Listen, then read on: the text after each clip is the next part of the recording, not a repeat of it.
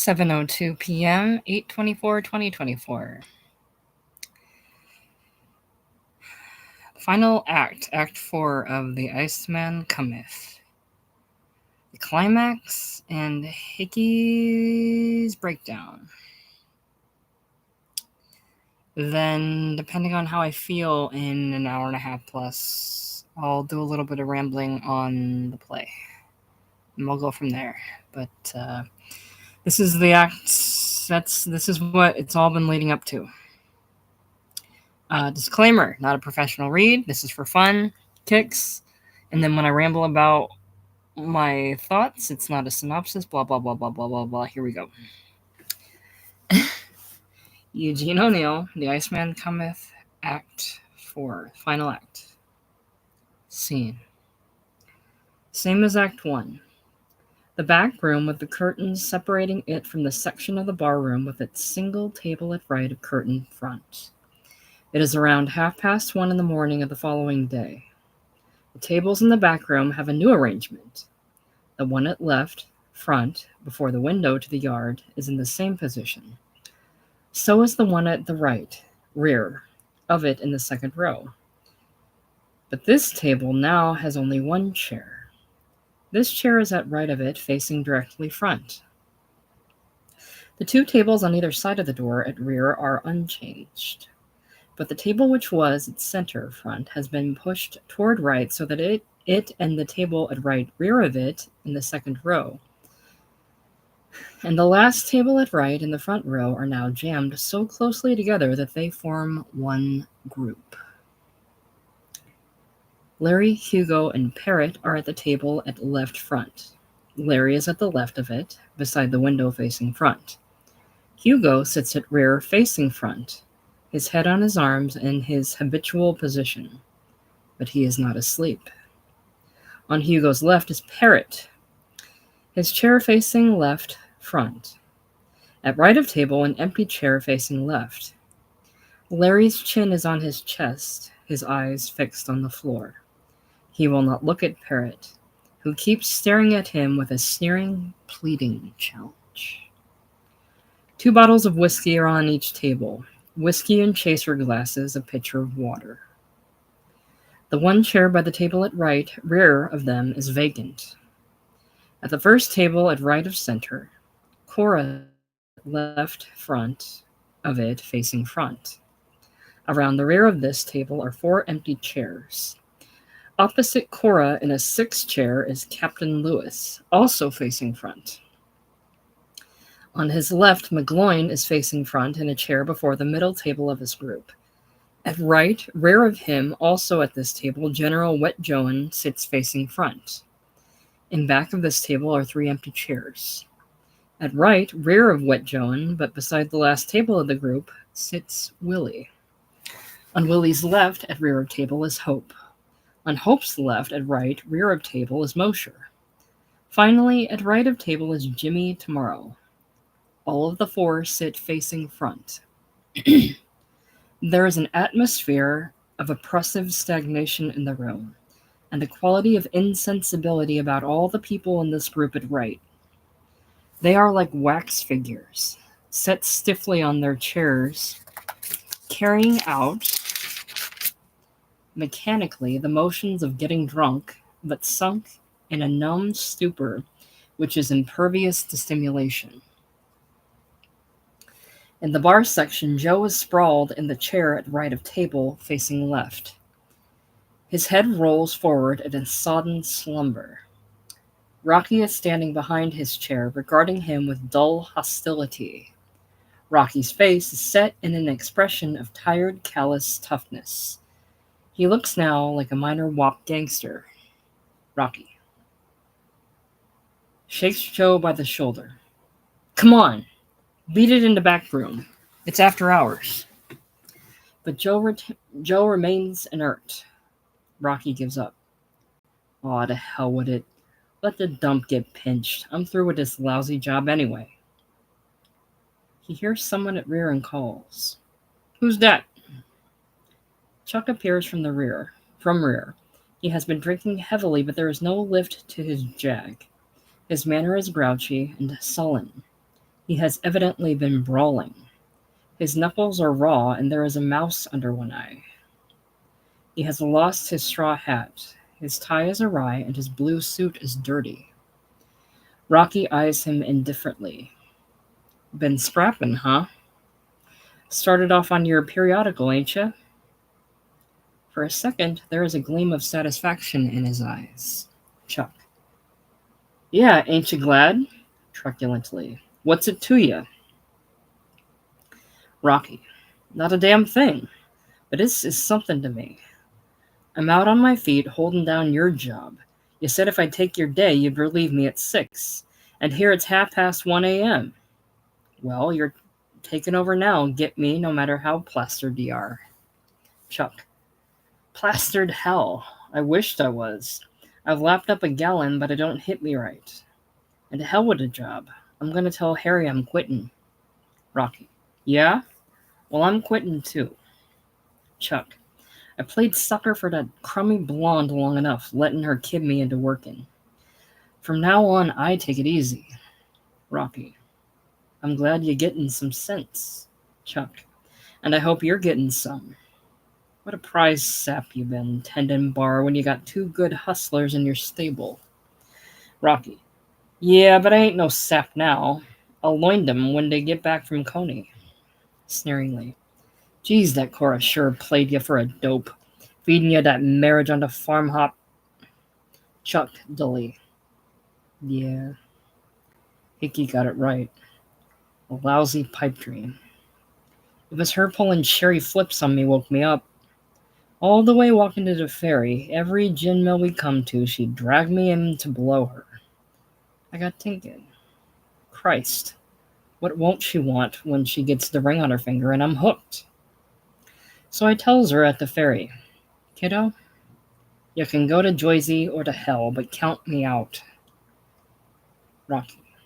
She says it was her who told you to go to hell. She says it was her told you to go to hell because you'd start hitting the booze. Chuck, ignoring this. I got thinking too.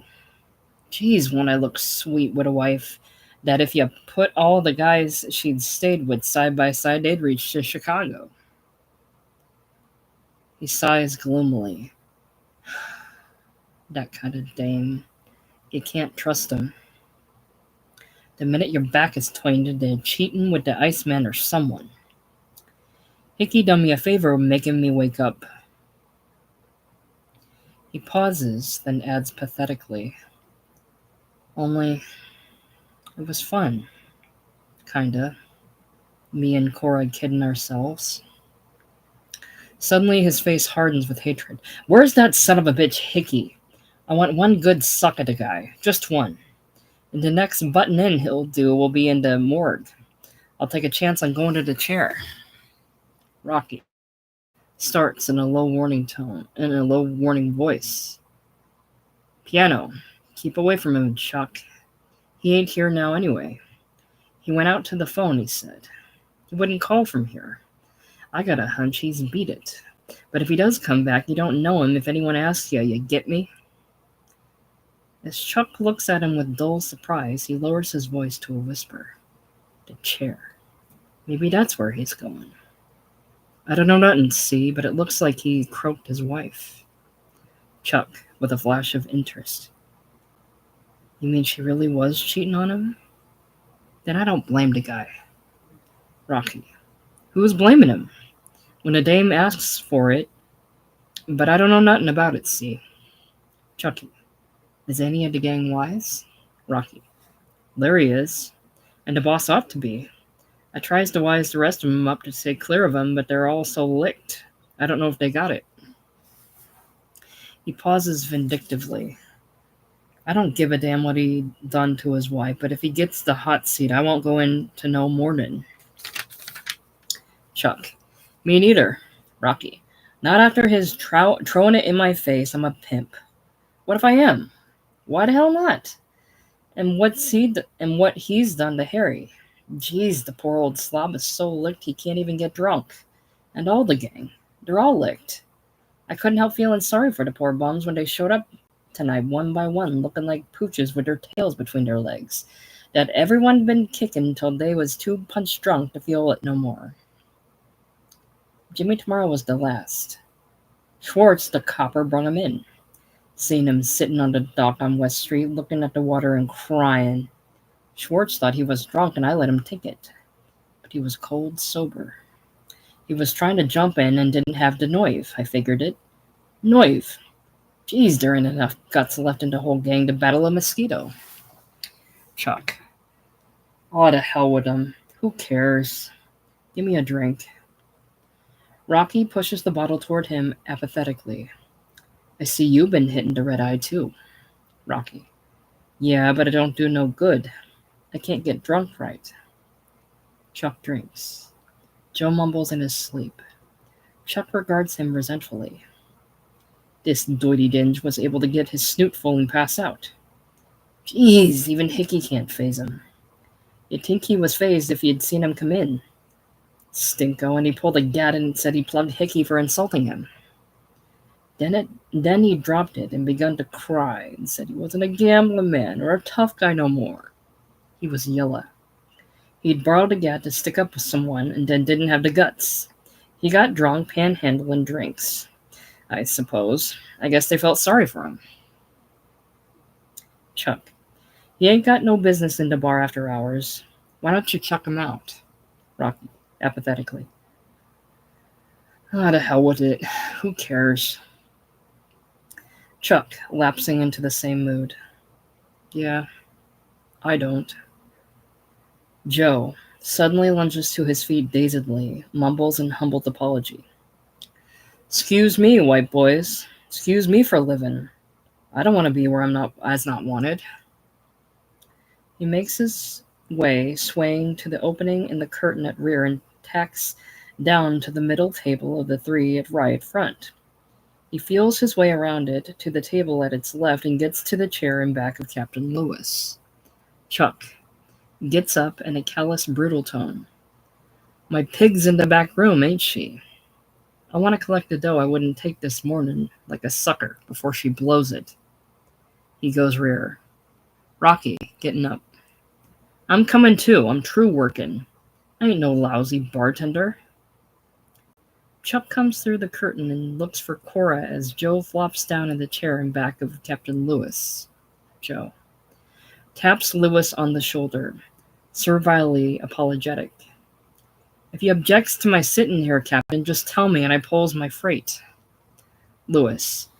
No apology required, old chap. Anybody could tell you I should feel honored. A bloody K would lower himself to sit beside me. Joe stares at him with sudden perplexity and closes his eyes. Chuck comes forward to take the chair behind Cora's, as Rocky enters the back room and starts over toward Larry's table. Chuck, his voice hard. I'm waiting, baby. Dig? Cora, with apathetic obedience. Sure, I've been expecting ya. I got it all ready. Here. She passes a small roll of bills she has in her hand over her shoulder without looking at him. He takes it, glances at it suspiciously, then shoves it in his pocket without a word of acknowledgement. Cora speaks with a tired wonder at herself rather than resentment toward him. Geez, imagine me kidding myself I wanted to marry a drunken pimp. Chuck. That's nuttin', baby. Imagine the sap I'd have been when I can get your dough just as easy without it. Rocky takes the chair on Parrot's left, facing Larry, dully. Hello, old cemetery. Larry doesn't seem to hear. To Parrot. Hello, tightwad. You still around? Parrot keeps his eyes on Larry in a jeeringly challenging tone. Ask Larry. He knows I'm here all right, although he's pretending not to. He'd like to forget I'm alive. He's trying to kid himself with that grandstand philosopher stuff. But he knows he can't get away with it now. He kept himself locked in his room until a while ago, alone with a bottle of booze, but he couldn't make it work. He couldn't even get drunk. He had to come out. There must have been something there he was even more scared to face than he is Hickey and me. I guess he got looking at the fire escape. thinking how handy it was if he was really sick of life and only had the nerve to die. He pauses sneeringly.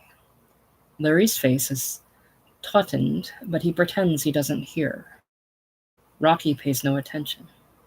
His head is sunk forward and he stares at the tabletop, sunk in the same stupor as the other occupants of the room. Parrot goes in, his tone becoming more insistent. He's been thinking of me too, Rocky, trying to figure a way to get out of helping me. He doesn't want to be bothered understanding, but he does understand all right. He used to love her too. So he thinks I ought to take a hop off the fire escape. He pauses. Larry's hands on the table have clenched into fists as his nails dig into his palms, but remains silent. Parrot breaks and starts pleading. For God's sake, Larry, can't you say something? Hickey's got me all balled up. Thinking of what he must have done has got me so I don't know any more what I did or why. I can't go on like this. I've got to know what I ought to do. Larry, in a stifled tone. God damn you, are you trying to make me your executioner? Parrot starts frightenedly. Execution? Then you do think. Larry, I don't think anything. Parrot, with forced jeering. I suppose you think I ought to die because I sold out a lot of loudmouth fakers who were cheating suckers with a phony pipe dream and put them where they ought to be, in jail? He forces a laugh. Don't make me laugh. I ought to get a medal. What a damned old sap you are. You must still believe in the movement. He nudges Rocky with his elbow. Hickey's right about him, isn't he, Rocky? An old no-good drunken tramp. As dumb as he is, ought to take a hop off the fire escape. Rocky, dully. Sure. Why don't he? Or you. Or me. What the hell's the difference? Who cares? There is a faint stir from all the crowd, as if this sentiment struck a responsive chord in their numbed minds. They mumble almost in chorus as one voice, like sleepers talking out of a dully irritating dream. The hell with it. Who cares? Then the sodden silence descends again on the room. Rocky looks from Parrot to Larry puzzledly. He mutters, What am I doing here with yous two? I remember I had something on my mind to tell you. What? Oh, I got it now. He looks from one to the other of their oblivious faces with a strange, sly, calculating look, ingratiatingly. I was thinking how you was both regular guys. I tinks ain't two guys like them saps to be hanging round like a couple of stew bums and wasting themselves. Not that I blame you for not waking. Only suckers wake. But there's no percentage in being broke when you can grab good jack for yourself and make someone else wake for you, is there? I mean, like I do. So I tinks. They're my pals, and I ought to wise up to two good guys like them to play my system, and not be lousy barflies. No good to themselves or nobody else. He addresses Parrot now persuasively. What you think, Parrot? Ain't I right? Sure I am. So don't be a sucker, see? He ain't a bad-looking guy. You could easy make some gal who's a good hustler and start a stable. I'd help you and wise you up to the inside dope on the game. He pauses inquiringly. Parrot gives no sign of having heard him. Rocky asks impatiently, Well, what about it? What if they do call you a pimp? What the hell do you care any more than I do? Parrot, without looking at him vindictively. I'm through with whores. I wish they were all in jail or dead. Rocky ignores this disappointedly. So you won't touch it, huh? All right, stay a bum. He turns to Larry. Geez, Larry, he's sure one dumb boob, ain't he? Dead from the neck up. He don't know a good thing when he sees it. Oily, even persuasive again. But how about you, Larry? You ain't dumb. So why not, huh? Sure, you're old, but that don't matter. All the hustlers take your aces. They fall for you like you was their uncle or old man or something. They like taking care of you. And the cops around here, they like you too. It'd be a pipe for you, especially with me to help you and wise you up. You wouldn't have to worry where the next drink's coming from or where doity clothes. Hopefully. Well, don't it look good to you? Larry glances at him. For a moment he is stirred to sardonic pity. No, it doesn't look good, Rocky. I mean, the peace Hickey's brought you. It isn't contented enough if you have to make everyone else a pimp, too.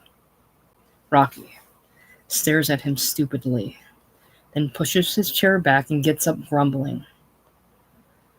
I'm a sap to waste time on you. A stew bum is a stew bum and you can't change him. He turns away, then turns back for an afterthought. Like I was saying to Chuck, you better keep away from Hickey. If anyone asks you, you don't know nothing, get me? You never even heard he had a wife. His face hardens.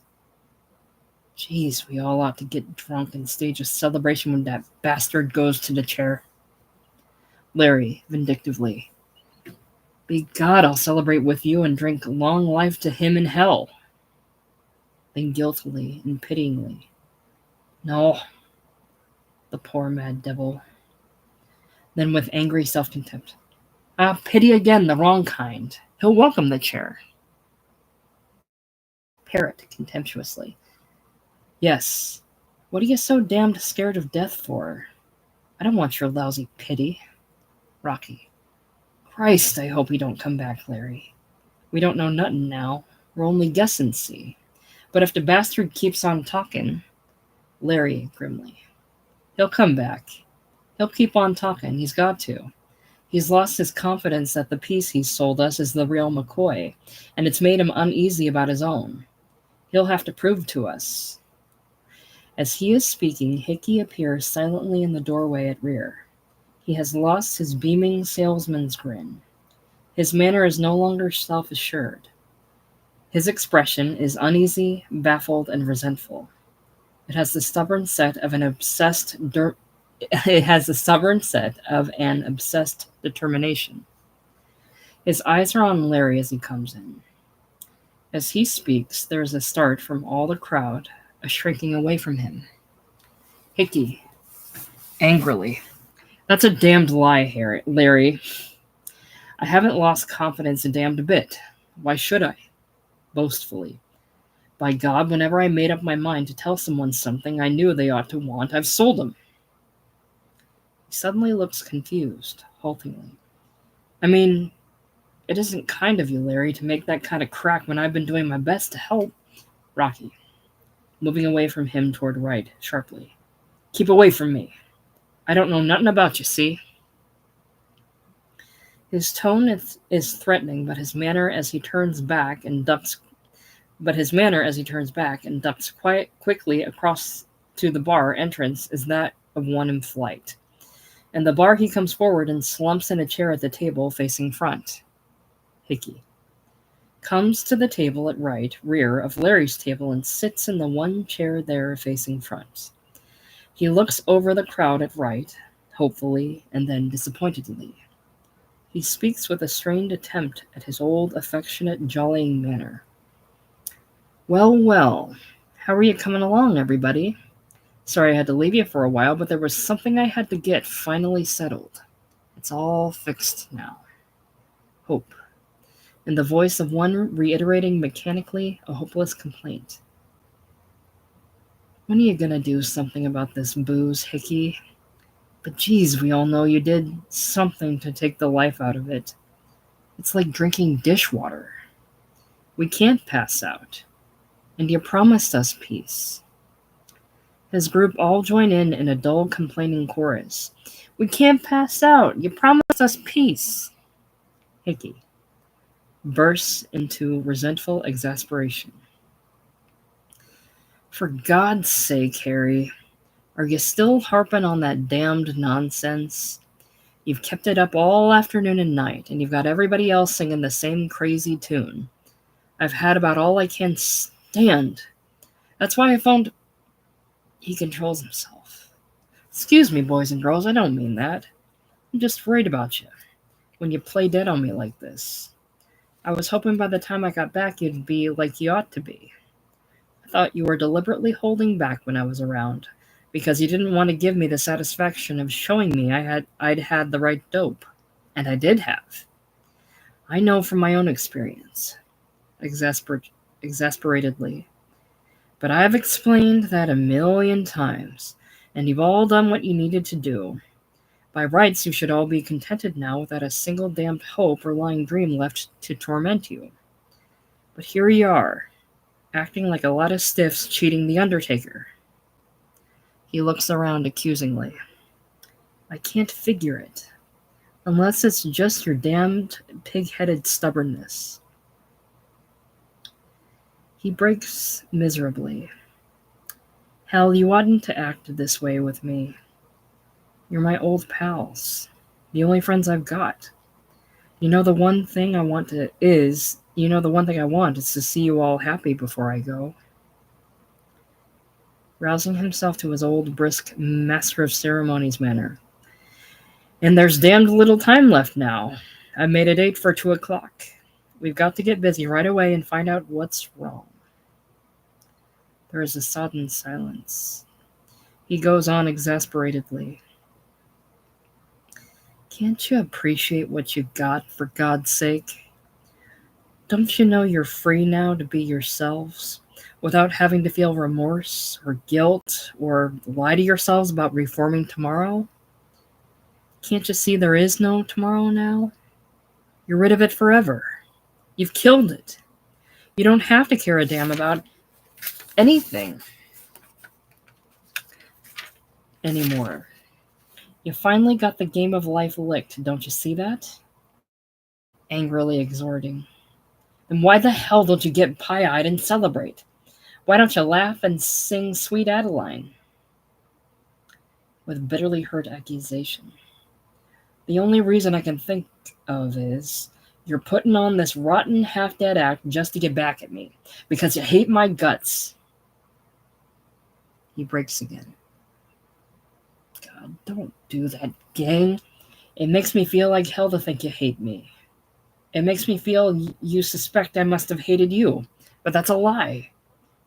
Oh, I know I used to hate everyone in the world who wasn't as rotten a bastard as I was.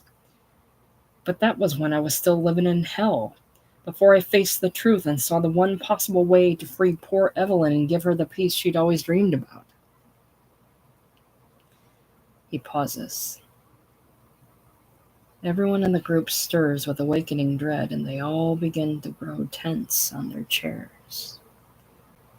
Chuck, without looking at Hickey, with dull, resentful viciousness. Aw, put a bag over it. To hell with Evelyn. What if she was cheating? And who cares what you did to her? That's your funeral. We don't give a damn, see? There is a dull, resentful chorus of assent. We don't give a damn, Chuck adds dully. All we want out of you is to keep the hell away from us and give us a rest. A muttered chorus of assent.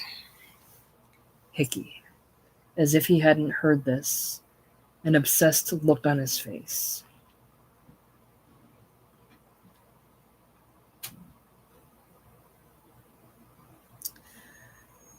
The one possible way to make up to her for all I'd made her go through, and get her rid of me so I couldn't make her suffer anymore, and she wouldn't have to forgive me again.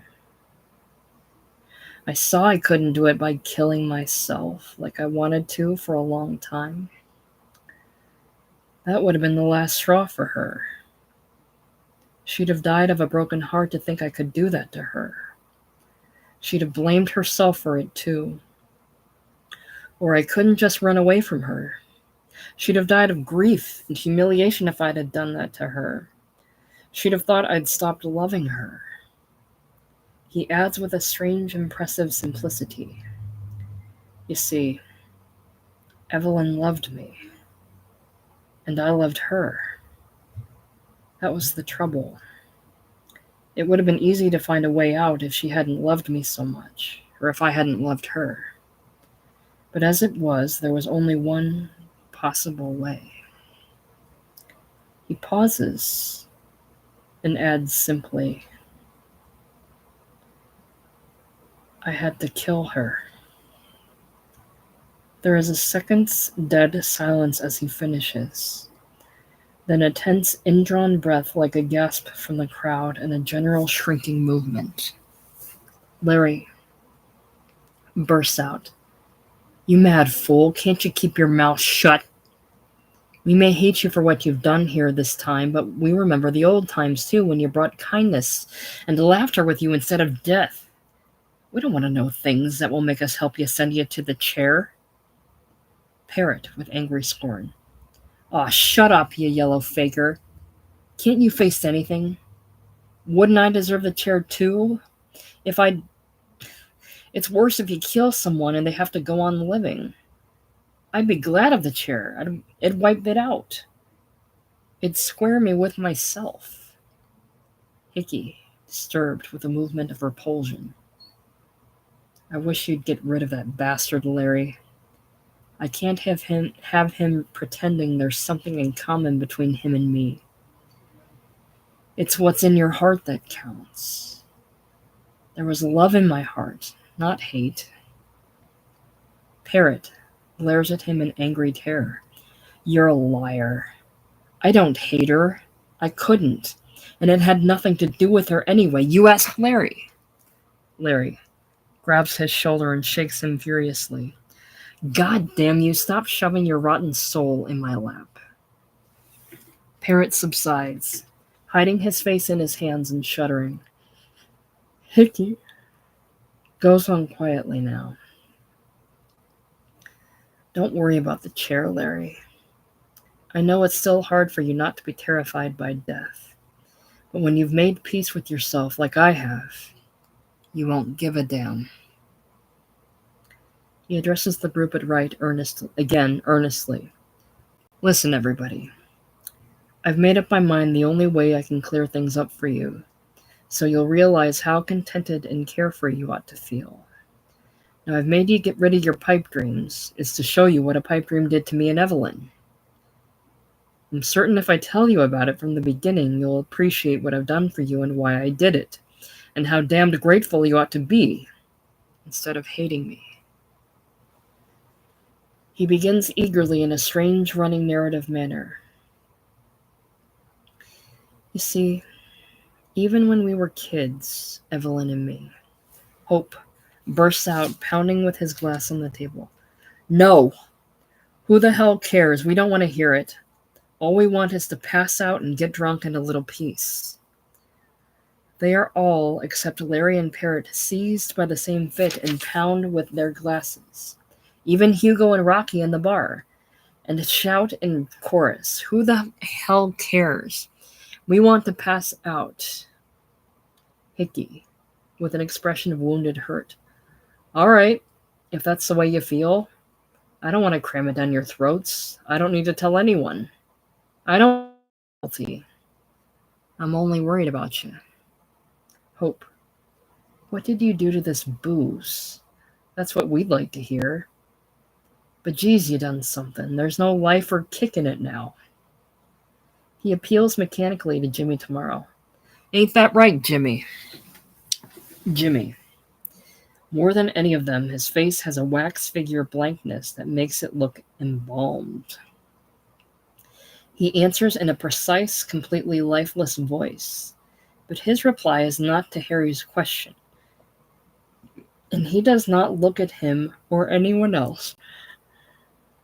Yes. Quite right. It was all a stupid lie. My nonsense about tomorrow. Naturally, they would never give me my position back. I would never dream of asking them. It would be hopeless. I didn't resign. I was fired for drunkenness. And that was years ago. I'm much worse now. and it was absurd of me to excuse my drunkenness by pretending it was my wife's adultery that ruined my life. As Hickey guessed, I was a drunkard before that. Long before. I discovered early in life that living frightened me when I was sober. I have forgotten why I married Marjorie. I can't even remember now if she was pretty. She was a blonde, I think, but I couldn't swear to it. I had some idea of wanting a home, perhaps. But of course I much preferred the nearest pub. Why Marjorie married me, God knows. It's impossible to believe she loved me. She soon found I much preferred drinking all night with my pals to being in bed with her. So naturally she was unfaithful. I didn't blame her. I really didn't care. I was glad to be free, even grateful to her, I think, for giving me such a good tragic excuse to drink as much as I damned well pleased. He stops like a mechanical doll that has run down. No one gives any sign of having heard him. There is a heavy silence. Then Rocky, at the table in the bar, turns grouchily as he hears a noise behind him. Two men come quietly forward. One, Moran, is middle-aged. The other, Lieb, is in his 20s. They look ordinary in every way, without anything distinctive to indicate what they do for a living. Rocky, grumpily. In the back room if you want a drink. Moran makes a peremptory sign to be quiet. All of a sudden, Rocky senses they are detectives and springs up to face them, his expression freezing into a wary blankness. Moran pulls back his coat to show his badge. Moran, in a low voice. Guy named Hickman in the back room? Rocky. Think I know the names of all the guys? Moran. Listen, you. This is murder, and don't be a sap. It was Hickman himself phoned in and said we'd find him here around 2. Rocky, dully. So that's who he phoned to.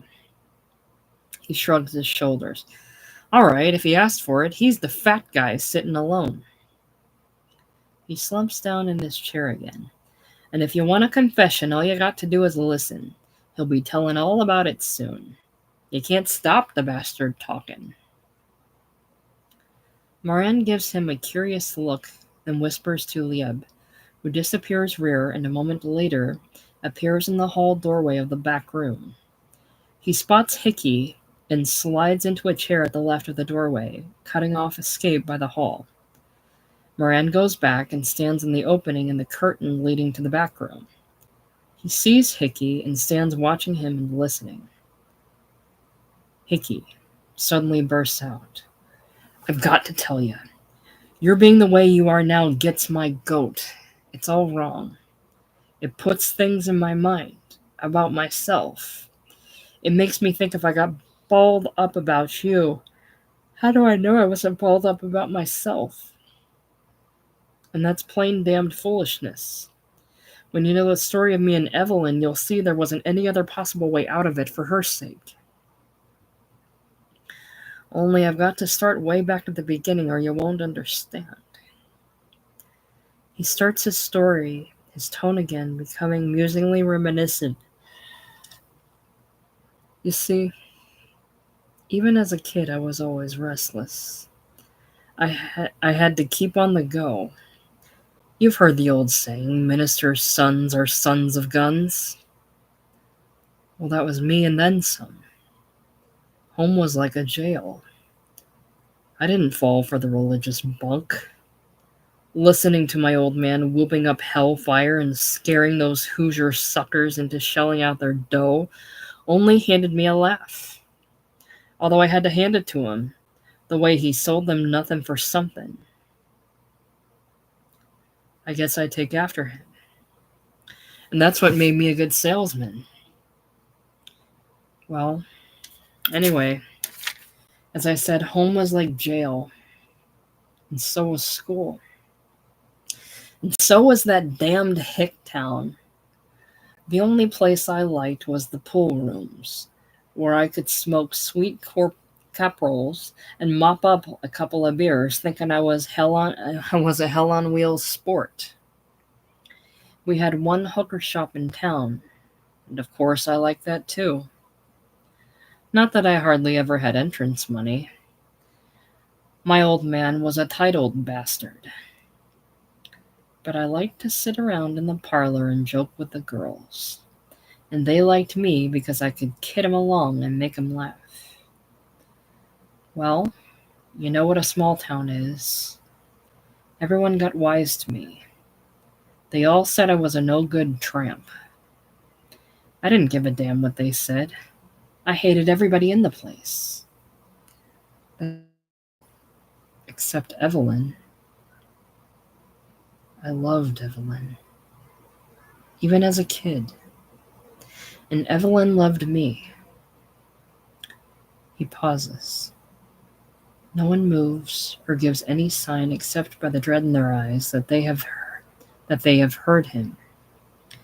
Except Parrot, who takes his hands from his face to look at Larry pleadingly. Parrot. I loved Mother, Larry. No matter what she did, I still do. Even though I know she wishes now I was dead. You believe that, don't you? Christ, why can't you say something?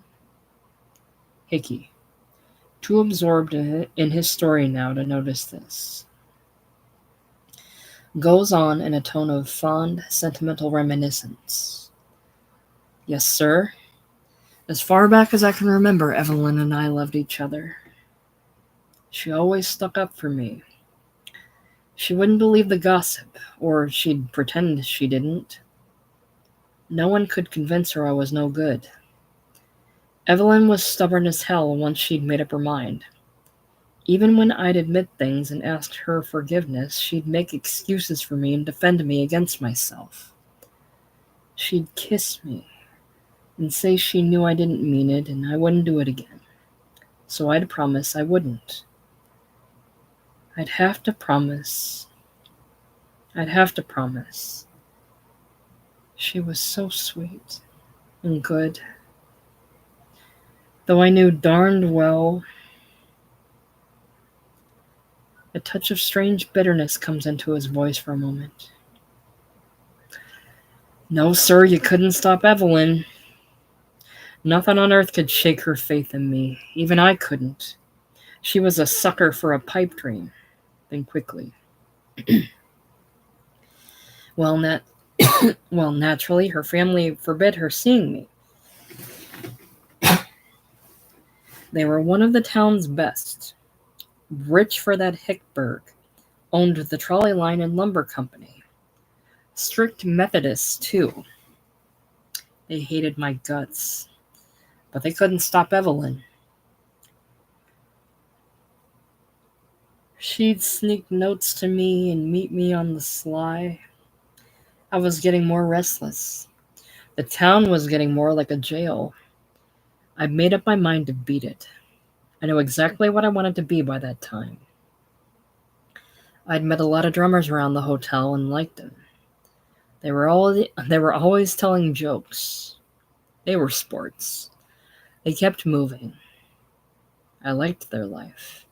And I knew I could kid people and sell things. The hitch was how to get the railroad fare to the big town. I told Molly Arlington my trouble. She was the madam of the cat house. She liked me. She laughed and said, "Hell, I'll stake you, kid. I'll bet on you. With that grin of yours and that line of bull, you ought to be able to sell skunks for good ratters." He chuckles. Molly was right. She gave me confidence in myself. I paid her back, the first money I earned. Wrote her a kidding letter, I remember, saying I was peddling baby carriages and she and the girls had better take advantage of our bargain offer. He chuckles. But that's ahead of my story. The night before I left town, I had a date with Evelyn. I got all worked up. She was so pretty and sweet and good. I told her straight, "You better forget me, Evelyn, for your own sake. I'm no good and never will be. I'm not worthy to wipe your shoes." I broke down and cried. She just said, looking white and scared, "Why, Teddy, don't you still love me?" I said, "Love you? God, Evelyn, I love you more than anything in the world, and I always will." She said, "Then nothing else matters, Teddy, because nothing but death could stop my loving you. So I'll wait, and when you're ready, you send for me and we'll be married. I know I can make you happy, Teddy, and we'll be married. And I know I can make you happy, Teddy, and once you're happy, you won't want to do any of those bad things you don't know anymore." And I said, "Of course I won't, Evelyn." I meant it too. I believed it. I loved her so much she could make me believe anything. He sighs. There is a suspended, waiting silence. Even the two detectives are drawn into it. Then Hope breaks into a dully exasperated, brutally callous protest. Hope. "Get it over, you long-winded bastard. You married her and you caught her cheating with the Iceman. And you croaked her. And who the hell cares? What's she to us? All we want is to pass out in peace, bejeez." A chorus of dull, resentful protest from all the group. They mumble like sleepers who curse a person who keeps awakening them. "What's it to us? We want to pass out in peace." Hope drinks, and they mechanically follow his example. He pours another, and they do the same. He complains with a stupid, nagging insistence. No life in the booze, no kick, dishwater. But geez, I'll never pass out. Hickey goes on as if there had been no interruption.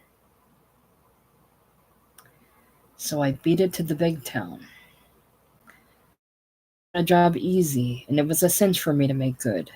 I had the knack. It was like a game, sizing people up quick, spotting what their pet pipe dreams were, and then kidding them along that line, pretending you believed what they wanted to believe about themselves. Then they liked you. They trusted you. They wanted to buy something to show their gratitude. It was fun. But still, all the while I felt guilty, as if I had no right to be having such a good time away from Evelyn. In each letter I'd tell her how I missed her, but I'd keep warning her too. I'd tell her all my faults, how I liked my booze every once in a while, and so dreams about the future. After each letter of hers, I'd be as full of faith as she was. So as soon as I got enough saved to start us off, I sent for her and we got married. Christ, wasn't I happy for a while? And wasn't she happy? I don't care what anyone says. I'll bet there never was two people who loved each other more than me and Evelyn. Not only then, but always after, in spite of everything I did. He pauses. Then sadly, "Well, it's all there at the start. Everything that happened afterwards. I never could learn to handle temptation. I'd want to reform and mean it. I'd promise Evelyn, and I'd promise myself, and I'd believe it. I'd tell her, 'It's the last time,' and she'd say, 'I know it's the last time, Teddy. You'll never do it again.' That's what made it so hard. That's what made me feel such a rotten skunk, her always forgiving me. My playing around with women, for instance. It was only a harmless good time to me. Didn't mean anything.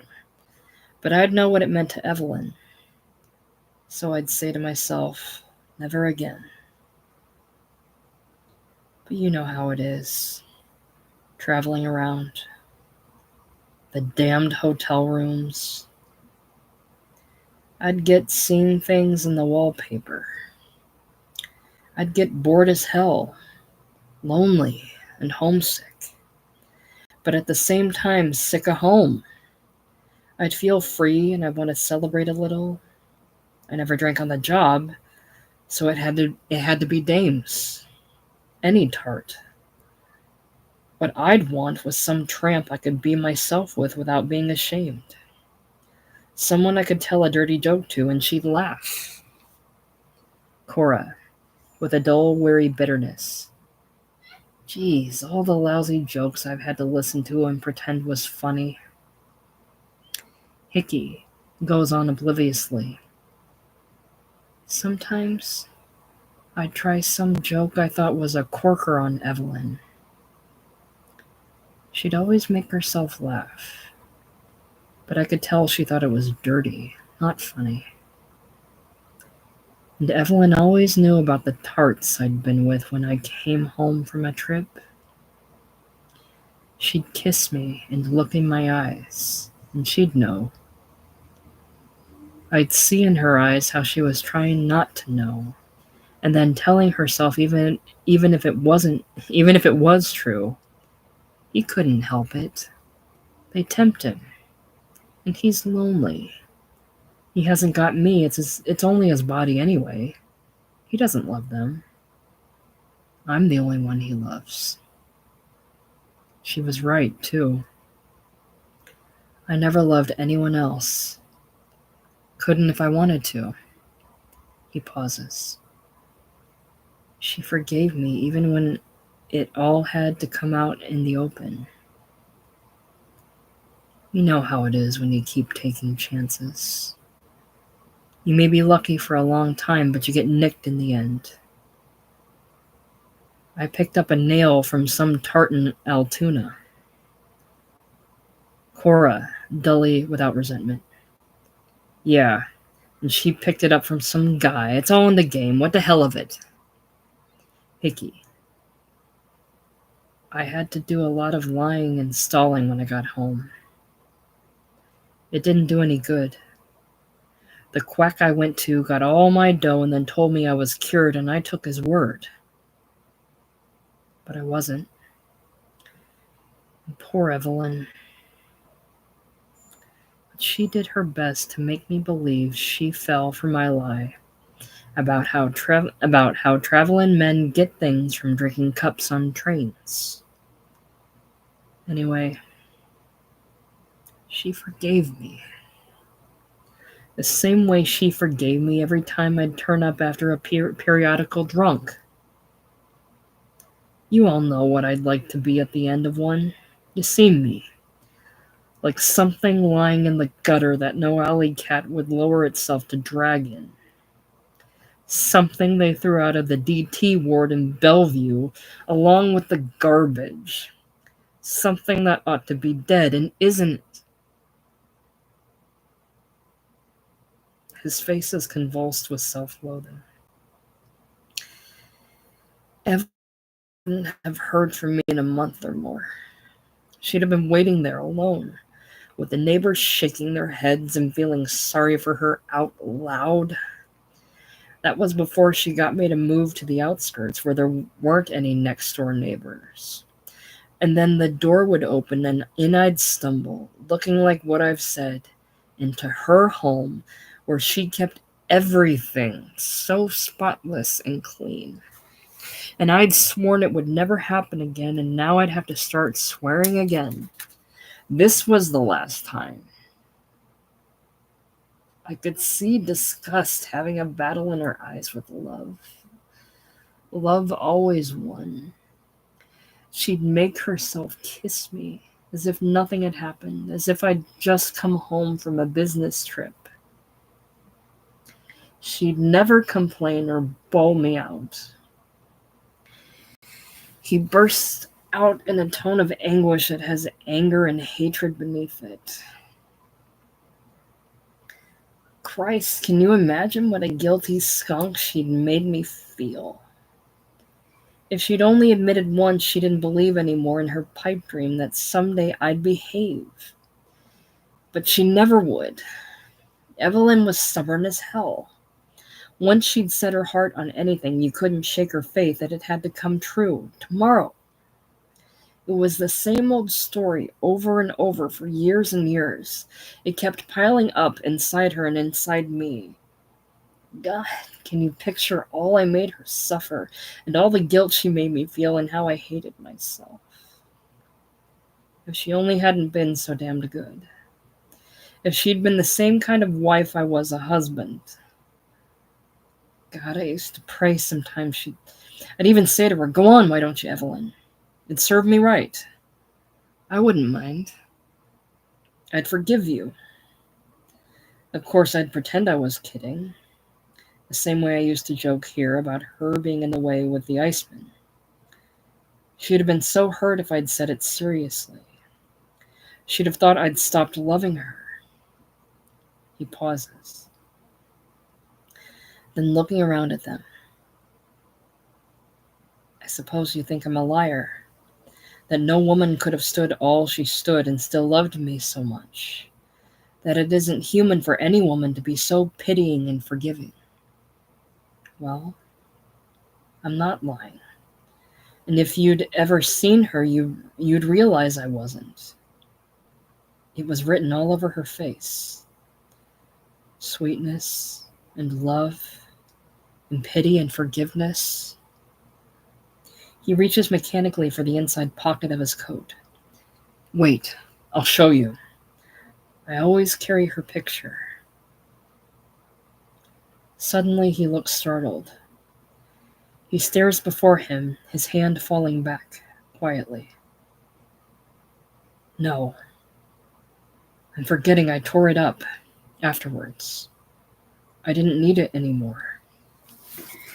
He pauses. The silence is like that in the room of a dying man where people hold their breath waiting for him to die. Cora, with a muffled sob. Jeez, Hickey, jeez. She shivers and put her hands over her face. Parrot, to Larry in a low, insistent tone. I burnt up Mother's picture, Larry. Her eyes followed me all the time. They seemed to be wishing I was dead. Hickey, it kept piling up, like I've said. I got so I thought of it all the time. I hated myself more and more, thinking of all the wrong I'd done to the sweetest woman in the world who loved me so much. I got so I'd curse myself for a lousy bastard every time I saw myself in the mirror. I felt such pity for her, it drove me crazy. You wouldn't believe a guy like me that's knocked around so much could feel such pity. It got so every night I'd wind up hiding my face in her lap, bawling, begging her for forgiveness. And of course she'd always comfort me and say, "Never mind, Teddy. I know you won't ever again." Christ, I loved her so. But I began to hate that pipe dream. I began to be afraid I was going bughouse because sometimes I couldn't forgive her for forgiving me. I even caught myself hating her for making me hate myself so much. There's a limit to the guilt you can feel and the forgiveness and the pity you can take. You have to begin blaming somebody else too. I got so sometimes when she'd kiss me, it was like she did it on purpose to humiliate me. As if she'd spit in my face. But all the time I saw how crazy and rotten of me that was, and it made me hate myself all the more. You'd never believe I could hate so much. A good-natured, happy-go-lucky slob like me.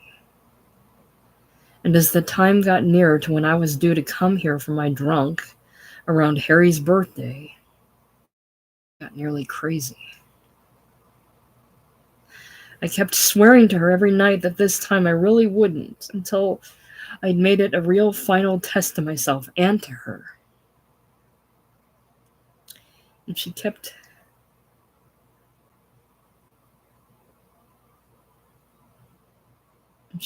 encouraging me and saying, I can see you really mean it now, Teddy. I know you'll conquer it this time. And we'll be so happy, dear. When she'd say that and kiss me, I'd believe it too. And she'd go to bed, and I'd stay up alone because I couldn't sleep. And I didn't want to disturb her, tossing and rolling around. I'd get so damned lonely.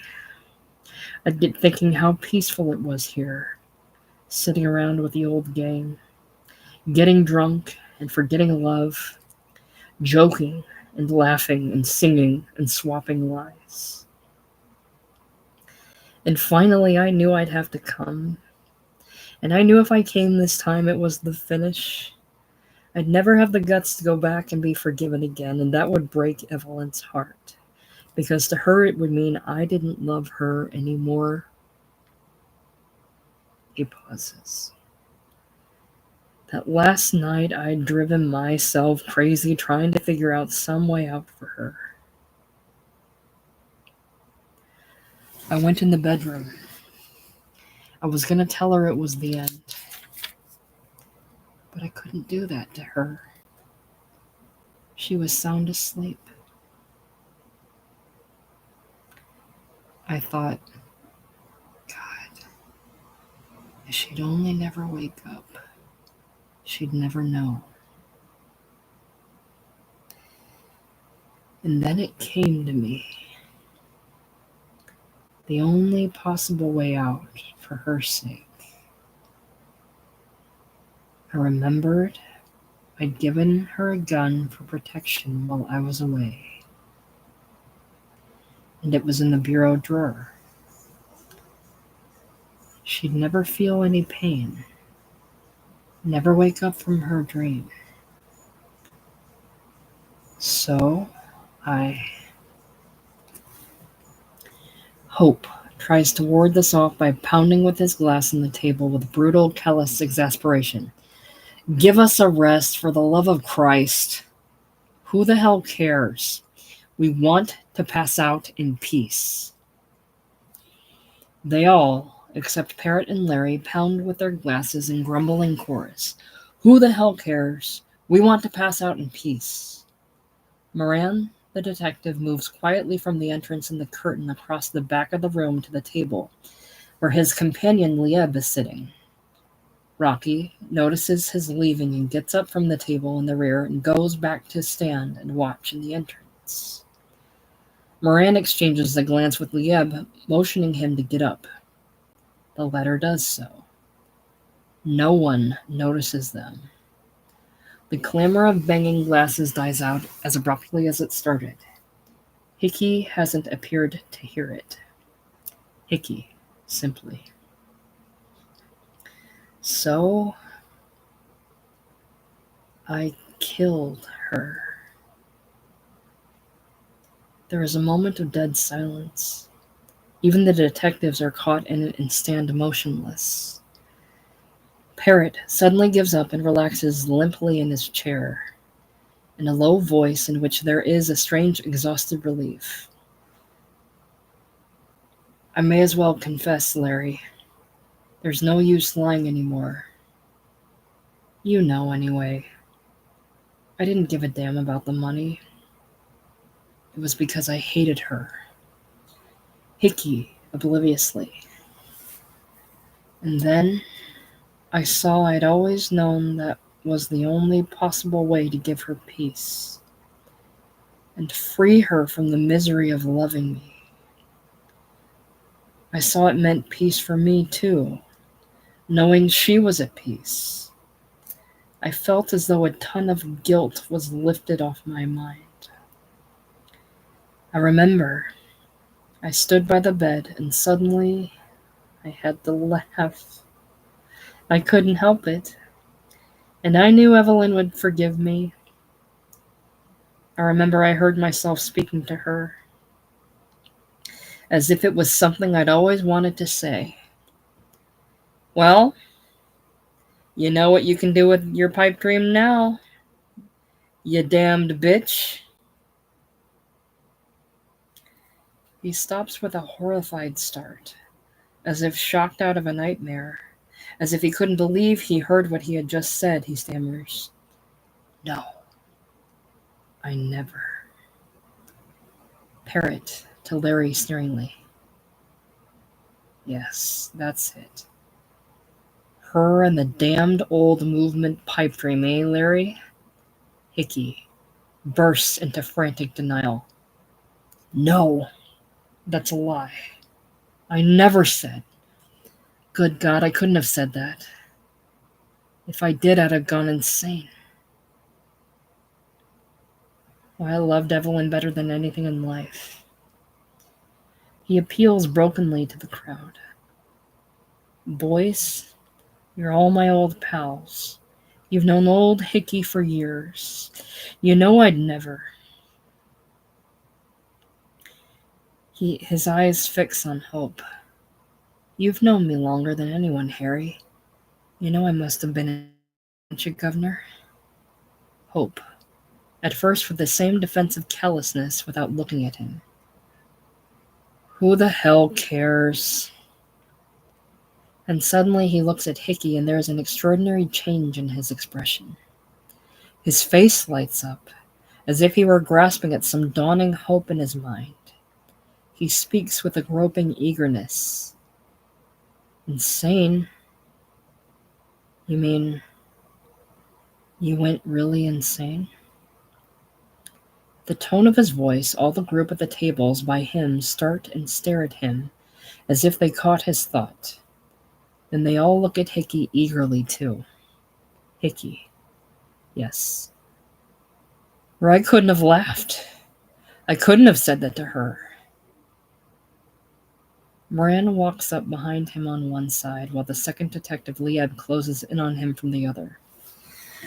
Moran taps Hickey on the shoulder. "That's enough, Hickman. You know who we are. You're under arrest." He nods to Lieb, who slips a pair of handcuffs on Hickey's wrists. Hickey stares at them with stupid incomprehension. Moran takes his arm. "Come along and spill your guts where we can get it on paper." Hickey. "No, wait, officer. You owe me a break. I phoned and made it easy for you, didn't I?" "Just a few minutes." To Hope pleadingly. "You know I couldn't say that to Evelyn, don't you, Harry, unless—" Hope eagerly. "And you've been crazy ever since. Everything you said and done here." Hickey, for a moment, forgets his own obsession, and his face takes on its familiar expression of affectionate amusement. And he chuckles. "Now, Governor, up to your old tricks, eh? I see what you're driving at, but I can't let you get away with—" Then, as Hope's expression turns to resentful callousness again, and he looks away, he adds hastily with pleading desperation, "Yes, Harry. Of course. I've been out of my mind ever since. All the time I've been here, you saw I was insane, didn't you?" Moran, with cynical disgust. "Can it? I've had enough of your act. Save it for the jury." Addressing the crowd sharply. "Listen, you guys, don't fall for his lies. He's starting to get foxy now and thinks he'll plead insanity. But he can't get away with it." The crowd at the grouped tables are grasping at Hope now. They glare at him resentfully. Hope begins to bristle in his old-time manner. "But geez, you dumb dick. You've got a crust trying to tell us about Hickey. We've known him for years, and every one of us noticed he was nutty the minute he showed up here. But geez, if you'd heard all the crazy bull he was pulling about bringing us peace, like a bugged house preacher escaped from an asylum. If you'd seen all the damned fool things he made us do. We only did them because... He hesitates, then defiantly. Because we'd hoped he'd come out of it if we kidded him along and humored him. He looks around at the others. Ain't that right, fellers? They burst into a chorus of eager assent. Yes, Harry, that's it, Harry. That's why. We knew he was crazy just to humor him. Moran. A fine bunch of rats, covering up for a dirty, cold-blooded murderer. Hope. Stung into recovering all his old fuming truculence. Is that so? But geez, you know the old story. When St. Patrick drove the snakes out of Ireland, they swam to New York and joined the police force. Ha!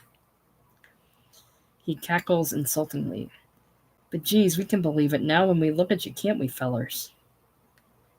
They all growl assent, glowering defiantly at Moran. Moran glares at them, looking as if he'd like to forget his prisoner, and starts cleaning out the place. Hope goes on pugnaciously. You stand up for your rights, bejeez, Hickey. Don't let this smart aleck Dick get funny with you. If he pulls any rubber hose tricks, you let me know. I've still got friends at the hall. Bejeez, I'll have him back in uniform pounding a beat where the only graft he'll get will be stealing tin cans from the goats. Moran furiously. Listen, you cockeyed old bum. For a plugged nickel, I'd... Controlling himself, turns on Hickey, who is oblivious to all this and yanks his arm. Come on, you! Hickey, with a strange mad earnestness. Oh, I want to go, officer. I can hardly wait now. I should have phoned you from the house right afterwards. It was a waste of time coming here. I've got to explain to Evelyn. But I know she's forgiven me. She knows I was insane. You got me all wrong. I want to go to the chair. Moran. Crap. Hickey, exasperatedly. God, you're a dumb dick. Do you suppose I give a damn about life now? Why, you bonehead, I haven't got a single damned lying hope or pipe dream left. Moran jerks him around to face the door to the hall. Get a move on. Hickey. As they start walking toward rear, insistently. All I want you to see is I was out of my mind afterwards when I laughed at her. I was a raving, rotten lunatic, or I couldn't have said. Why, Evelyn was the only thing on God's earth I ever loved. I'd have killed myself before I'd ever have hurt her. They disappear in the hall. Hickey's voice keeps on protesting. Hope calls after him. Don't worry, Hickey. They can't give you the chair. We'll testify you as crazy, won't we, fellers? They all assent. 2 or 3 echo Hope's, don't worry, Hickey. Then from the hall comes the slam of the street door. Hope's face falls with genuine sorrow. He's gone. Poor crazy son of a bitch. All the group around him are sad and sympathetic too. He reaches for his drink. But geez, I need a drink. They grab their glasses. Hope says hopefully, but geez, maybe it'll have the old kick now he's gone. He drinks and they follow suit. Rocky comes forward from where he has stood in the bar entrance, hopefully. Yeah, boss. Maybe we can get drunk now. He sits in the chair by Chuck and pours a drink and tosses it down. Then they all sit still, waiting for the effect, as if this drink were a crucial test, so absorbed in hopeful expectancy that they remain oblivious to what happens at Larry's table. Larry, his eyes full of pain and pity, In a whisper, aloud to himself, "May the chair bring him peace at last, the poor, tortured bastard." Parrot leans toward him in a strange, low, insistent voice. "Yes, but he isn't the only one who needs peace, Larry. I can't feel sorry for him. He's lucky. He's through now. It's all decided for him. I wish it was decided for me. I've never been any good at deciding things, even about selling out. It was the tart the detective agency got after me who put it in my mind. You remember what Mother's like, Larry. She makes all the decisions. She always decided what I must do. She doesn't like anyone to be free but herself." He pauses as if waiting for a comment, but Larry ignores him. "I suppose you think I ought to have made those dicks take me away with Hickey. But how could I prove it, Larry? They'd think I was nutty, because she's still alive. You're the only one who can understand how guilty I am. Because you know her and what I've done to her. You know I'm really much guiltier than he is. You know what I did is a much worse murder. Because she is dead and yet she has to live for a while. But she can't live long in jail. She loves freedom too much. And I can't kid myself like Hickey that she's at peace. As long as she lives, she'll never be able to forget what I've done to her, even in her sleep. She'll never have a second's peace." He pauses, then bursts out. "Jesus, Larry, can't you say something?" Larry is at the breaking point. Parrot goes on. "And I'm not putting up any bluff either, that I was crazy afterwards when I laughed to myself and thought, you know what you can do with your freedom pipe now, don't you, you damned old bitch?" Larry snaps and turns on him, his face convulsed with detestation. His quivering voice has a condemning command in it. "Go. Get the hell out of life. God damn you before I choke it out of you. Go up." Parrot, his manner is at once transformed. He seems suddenly at peace with himself. He speaks simply and gratefully. "Thanks, Larry. I just wanted to be sure. I can see now it's the only possible way I can ever get free from her. I guess I've really known that all my life." He pauses, then with a derisive smile. "It ought to comfort Mother a little, too. It'll give her the chance to play the great incorruptible mother of the revolution, whose only child is the proletariat. She'll be able to say, 'Justice is done, so may all traitors die.' She'll be able to say, 'I'm glad he's dead. Long live the revolution.'" With a final implacable jeer. "You know her, Larry, always a ham." Larry pleads distractedly. "Go. For the love of Christ, you mad, tortured bastard, for your own sake." Hugo is roused by this. He lifts his head and peers uncomprehendingly at Larry. Neither Larry nor Parrot notices him. Parrot stares at Larry. His face begins to crumble as if he were going to break down and sob. He turns his head away but reaches out fumblingly and pats Larry's arm and stammers. "Jesus, Larry. Thanks. That's kind. I knew you were the only one who could understand my side of it." He gets to his feet and turns toward the door. Hugo looks at Parrot and bursts into his silly giggle. "Hello, little Don, little monkey face. Don't be a fool. Buy me a drink." Parrot puts on an act of dramatic bravado, forcing a grin. "Sure I will, Hugo. Tomorrow, beneath the willow trees. He walks to the door with a careless swagger and disappears in the hall.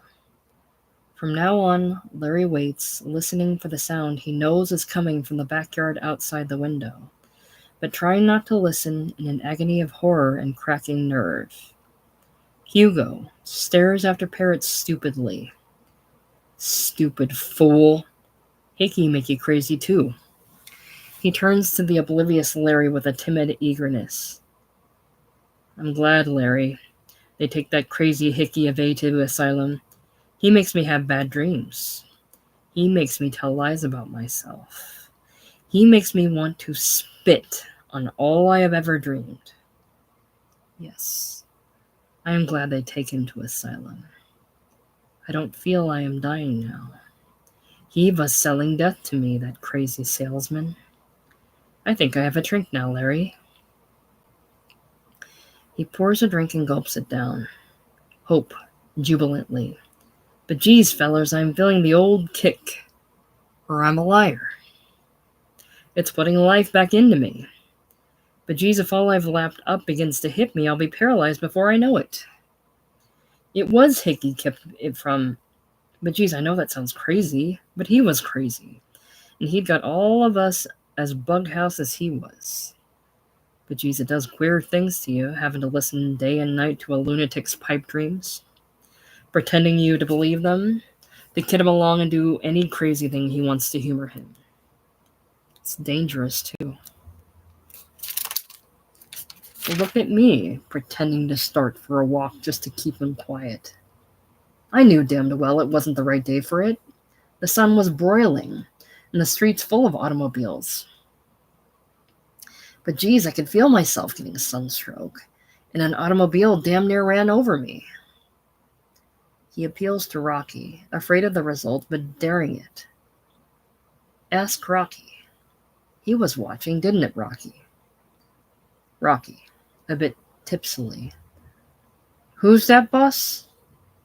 Geez, all the booze I've mopped up is beginning to get to me. Earnestly. The automobile, boss? Sure. I seen it. Just missed you. I thought you was a goner. He pauses, then looks around at the others and assumes the old kidding tone of the inmates, but hesitantly as if still a little afraid, and a word of an honest bartender. He tries a wink at the others.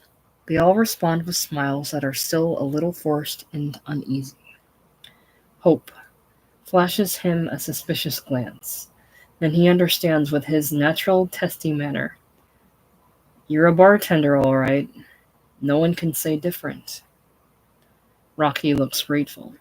But geez, don't pull that honest junk. You and Chuck ought to have cards in the burglars' union. This time there is an eager laugh from the group. Hope is delighted. But geez, it's good to hear someone laugh again. All the time that best poor old Hickey was here, I didn't have the heart. But geez, I'm getting drunk and glad of it. He cackles and reaches for the bottle. Come on, fellers, it's on the house. They pour drinks. They begin rapidly to get drunk now. Hope becomes sentimental. Poor old Hickey. We mustn't hold him responsible for anything he's done. Oh, forget that and only remember him the way we've always known him before. The kindest and biggest-hearted guy ever wore shoe leather. They all chorus hearty sentimental assent. That's right, Harry. That's all. Finest fellow, best scout, etc. Hope goes on. Good luck to him and Matwayan. Come on, bottoms up. They all drink. At the table by the window, Larry's hands grip the edge of the table. Unconsciously, his head is inclined toward the window as he listens. Larry cannot hold back an anguished exclamation. Christ, why don't he... Hugo, beginning to be drunk again, peers at him. Why don't he what? Don't be a fool. Hickey's gone. He was crazy. Have a drink. And as he receives no reply with vague uneasiness, "What's the matter with you, Larry? You look funny. What do you listen to out in backyard, Larry?" Cora begins to talk in the group at right. Cora, tipsily. "Well, I thank God now me and Chuck did all we could to humor the poor nut. Jeez. Imagine us going off like we really meant to get married, and we ain't even picked out a farm yet." Chuck, eagerly. "Sure thing, baby. We kidded him we was serious." Jimmy, confidently, with a gentle drunken unction. "I may as well say I detected his condition almost at once. All that talk of his about tomorrow, for example. He had the fixed idea of the insane. It only makes them worse to cross him." Willie, eagerly. "Same with me, Jimmy. Only I spent the day in the park. I wasn't such a damned fool as to—" Lewis, getting jauntily drunk. "Picture my predicament if I had gone to the consulate. The pal of mine there is a humorous blighter. He would have got me a job out of pure spite. So I strolled about and finally came to roost in the park." He grins with affectionate kidding at Wet Joan. And lo and behold, who was on the neighboring bench but my old battlefield companion, the boar that walks like a man, who, if the British government had taken my advice, would have been removed from his fetid kraal on the Veldstraat to the baboon's cage at the London Zoo, and little children would now be asking their nurses, "Tell me, Nana, is that the Boer General, the one with the blue behind?" They all laugh uproariously. Lewis leans over and slaps Wet Joan affectionately on the knee. "No offense meant, Piet, old chap." Wet Joan, beaming at him. "No offense taken, you Tam Delimey." Wet Joan goes on grinningly. "About a job. I felt the same as you, Cecil." At the table by the window, Hugo speaks to Larry again. Hugo, with uneasy insistence. "What's the matter, Larry? You look scared. What do you listen for out there?" But Larry doesn't hear, and Joe begins talking in the group at right, with drunken self-assurance. "No, sir, I wasn't fool enough to get in no crap game. Not while Hickey's around. Crazy people puts a jinx on you." McGloin is now heard. He is leaning across in front of Wet Joan to talk to Ed Mosher in Hope's left. McGloin, with drunken earnestness. "I know you saw how it was, Ed. There was no good trying to explain to a crazy guy. But it ain't the right time. You know how getting reinstated is." Mosher, decidedly. "Sure, Mac. The same way with the circus. The boys tell me the rubes are wasting all their money buying food, and times never was so hard. And I never was one to cheat for chicken feed." Hope looks around him in an ecstasy of bleary sentimental content. "But geez, I'm cockeyed. But geez, you're all cockeyed. But geez, we're all right. Let's have another." They pour out drinks. At the table by the window, Larry has unconsciously shut his eyes as he listens. Hugo is peering at him frightenedly now. Hugo reiterates stupidly, "What's matter, Larry? Why you keep your eyes shut? You look dead. What you listen for in backyard?" Then, as Larry doesn't open his eyes or answer, he gets up hastily and moves away from the table, mumbling with frightened anger. "Crazy fool. You was crazy like Hickey. You give me bad dreams, too." He shrinks quickly past the table where Hickey had sat to the rear of the group at right. Rocky greets him with boisterous affection. "Hello there, Hugo. Welcome to the party." Hope. "Yes, but geez, Hugo, sit down. Have a drink. Have 10 drinks, but geez." Hugo, forgetting Larry and bad dreams, gives his familiar giggle. "Hello, little Harry. Hello, nice little funny monkey faces." Warming up, changes abruptly to his usual declamatory denunciation. Goddamned stupid bourgeois. Soon comes the day of judgment. They make derisive noises and tell him to sit down. He changes again, giggling good-naturedly, and sits at the rear of the middle table. Give me 10 drinks, Harry. Don't be a fool. They laugh. Rocky shoves a glass and bottle at him. The sound of Margie's and Pearl's voices is heard from the hall, drunkenly shrill. All of the group turn toward the door as the two appear. They are drunk and look blousy and disheveled. Their manner as they enter hardens into a brazen defensive truculence. Margie, stridently. Gangway for 2 good whores. Pearl, yeah, and we want to drink quick. Margie, glaring at Rocky. Shake the lead out of your pants, pimp. A little service. Rocky, his black bullet eyes sentimental, his round wop face grinning welcome. Well, look who's here. He goes to them unsteadily, opening his arms. Hello there, sweethearts. Geez, I was beginning to worry about you, honest. He tries to embrace them. They push his arms away, regarding him with amazed suspicion. Pearl. What kind of gag is this? Hope calls to them effusively. Come on and join the party, you broads. But geez, I'm glad to see you. The girls exchange a bewildered glance, taking in the party in the changed atmosphere. Margie. Geez, what's come off here? Pearl. Where's that louse Hickey? Rocky. The cops got him. He'd gone crazy and croaked his wife. The girls exclaim, Jeez! But there is more relief than horror in it. Rocky goes on. He'll get Madawan. He ain't responsible. What he's pulled don't mean nothin', so forget that whore stuff.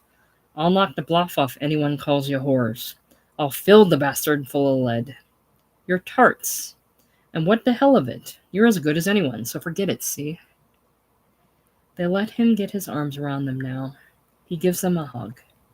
All the truculence leaves their faces. They smile and exchange maternally amused glances. Margie, with a wink. Our little bartender, any Poyle. Pearl.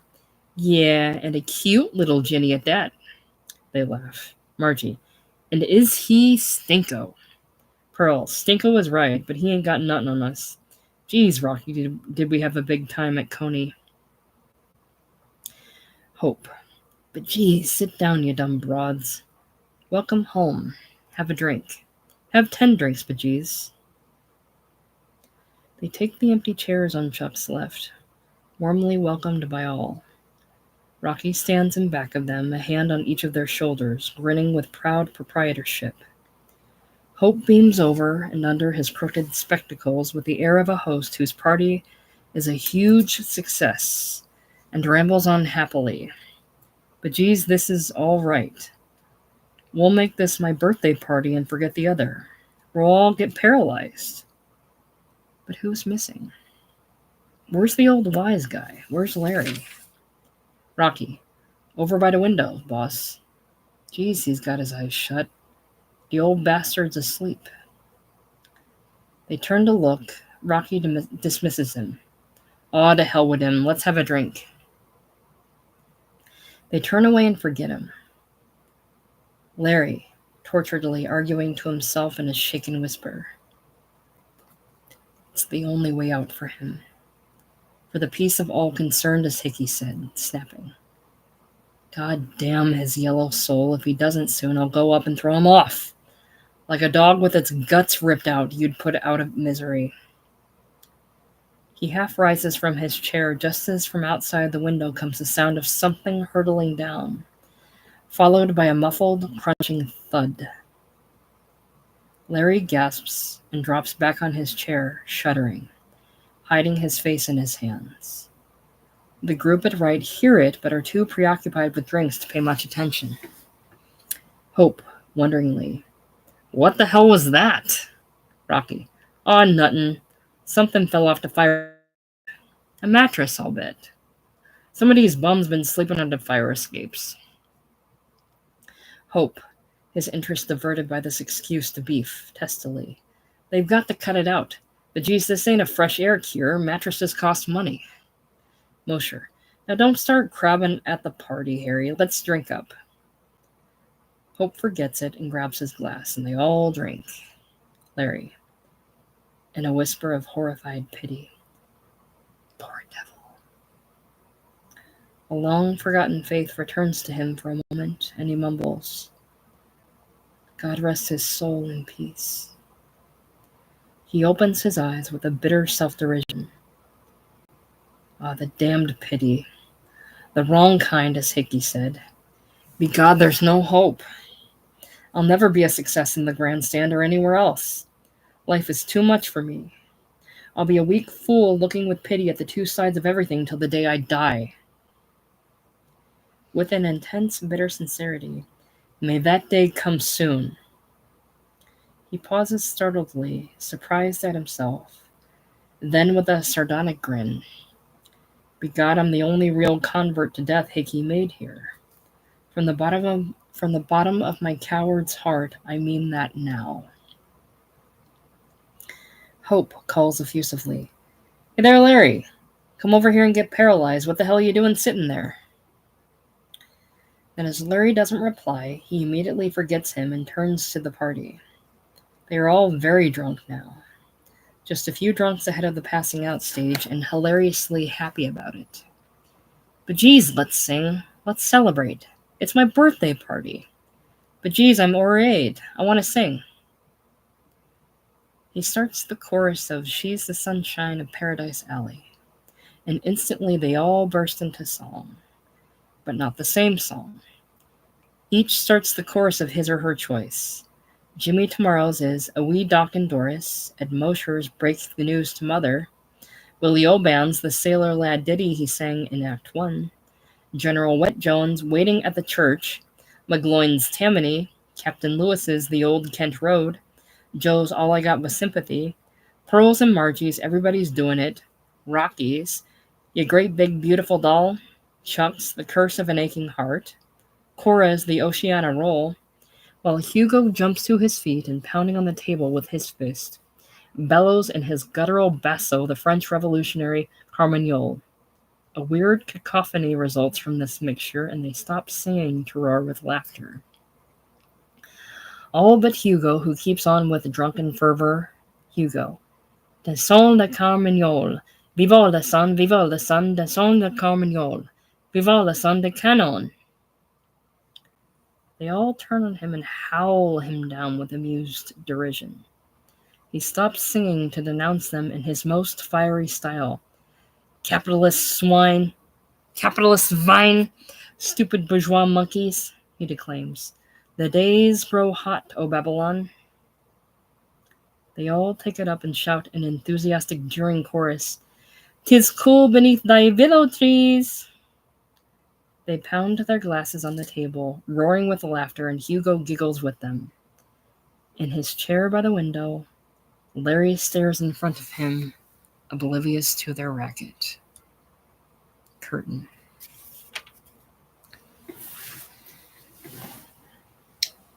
Okay. So that was The Iceman Cometh. And I'd never read that before. I watched the 1973 Lee Marvin adaptation. And that's a lot to take in.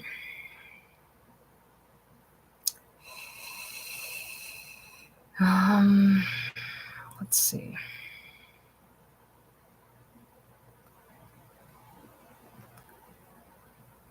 So let's read a little bit from the wiki. The work tells the story of a number of alcoholic dead-enders who live together in a flophouse above a saloon, and what happens to them when the most outwardly successful of them embraces sobriety. So, let's see. Okay, I'm going to take a break for a second, then I'm going to come back. and read the plot summary, and then maybe bring up the documentary.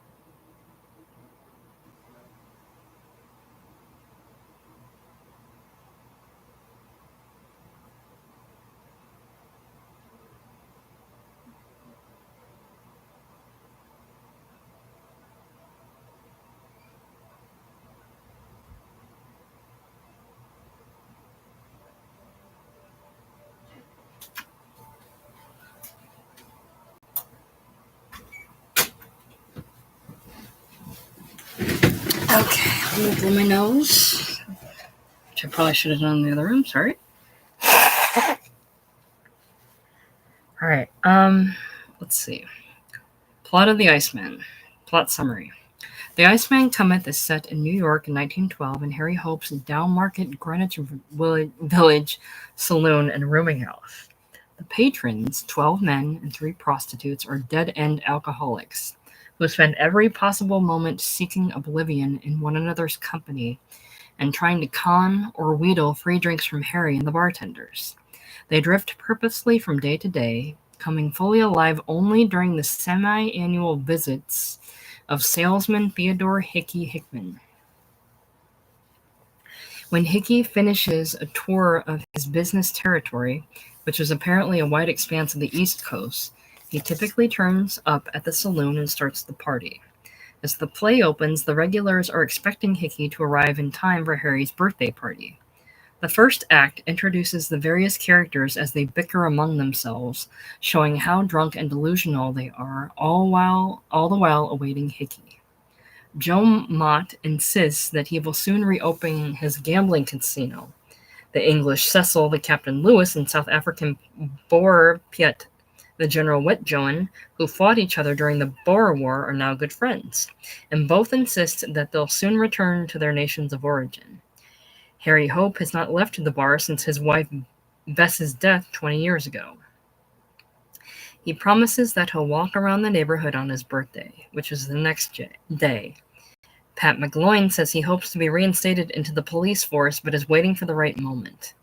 Ed Mosher prides himself on his ability to give incorrect change, but he kept too much of his illegitimate profits to himself and was fired from the circus. He says he will get his job back someday. Hugo Kalmar, a former anarchist, is drunk and passed out for most of the play. When he is conscious, he pesters the other patrons to buy him a drink. Chuck Morello says that he will marry Cora tomorrow. Larry Slade is a former syndicalist anarchist who looks pityingly on the rest. Don Parrott is the son of a former anarchist who shows up early in the play to talk about his mother, Larry's ex-girlfriend, to Larry, specifically her arrest due to her involvement in the anarchist movement. When Hickey finally arrives, his changed behavior throws the characters into turmoil. With as much charisma as ever, he insists that he sees life clearly now as never before because he no longer drinks. Hickey wants the characters to cast away their delusions and accept that their heavy drinking and inaction mean that their hopes will never be fulfilled. He takes on this task with a near maniacal fervor. How he goes about his mission, how the other characters respond, and their efforts to find out what has wrought this change in him take over 4 hours to resolve. During and after Harry's birthday party, most seem to have been affected by Hickey's ramblings. Larry, who says he's done with active participation in life and is content to be a spectator in the grandstand, pretends to be unaffected. But when Don reveals he was the informant responsible for the arrest of his own mother, Larry's former girlfriend, Larry angrily insists he doesn't want to hear it. Willie, the former lawyer, proposes that he'll represent McGloin in his appeal to get his old police job back, as a way to brush up his own lawyering skills before he tries to get back his old job with a district attorney. And Rocky admits he is a pimp, not a bartender. Most of the men Hickey talked with do go out into the world, dressed up, hopeful of turning their lives around, but they fail to make any progress. Eventually, they return and are jolted by a sudden revelation. Hickey, who had earlier told the other characters first that his wife had died, and then that she was shot, and then that she was murdered, admits that he is the one who killed her. The police arrive, called by Hickey himself, to arrest Hickey. Hickey tries to explain his murder of the woman he loved so deeply in a long, dramatic monologue, saying that he did it out of love for her. He relates that his father was a preacher in the backwoods of Indiana. Evidently, he was both charismatic and persuasive, and it was his inheriting these traits which led Hickey to become a salesman. An angry kid trapped in a small town, Hickey had no use for anyone but his sweetheart Evelyn. Evelyn's family forbade her to associate with Hickey, but she ignored them.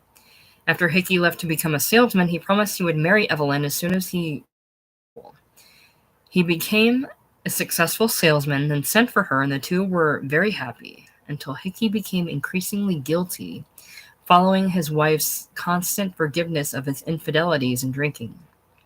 He then recounts how he murdered her to free her from the pain of his persistent philandering and drinking because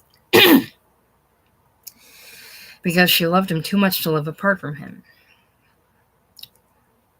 But in retelling the murder, he laughs and tells Evelyn, "Well, you know what you can do with that pipe dream now, don't you?"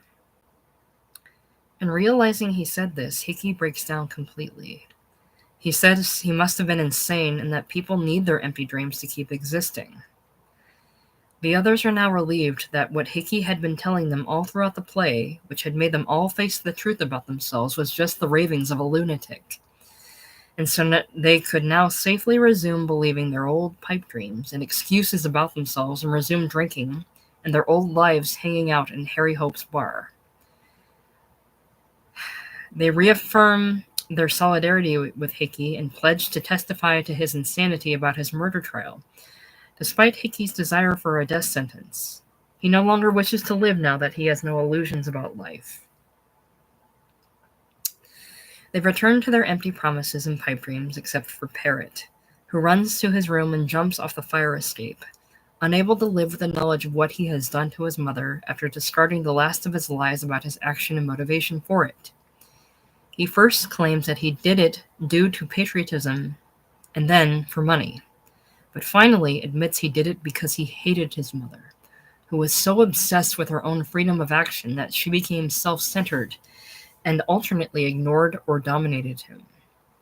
Despite witnessing the young man's fatal leap and acknowledging the futility of his own situation, as Larry says at the end, "By God, there's no hope. I'll never be a success in the grandstand or anywhere else. Life is Too much for me. I'll be a weak fool looking with pity at the two sides of everything till the day I die. Whew. So...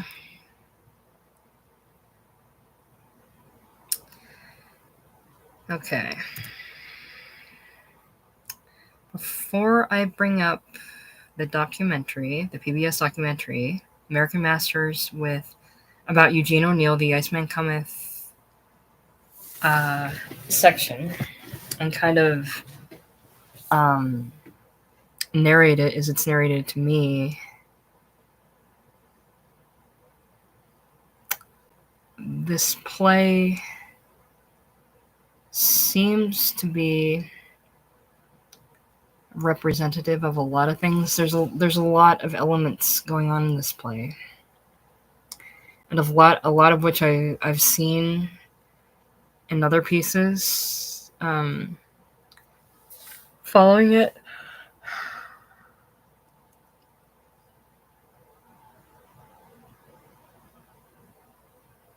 I think a lot of people are easily persuaded to follow something. Okay, before that, I think a lot, if not most everybody,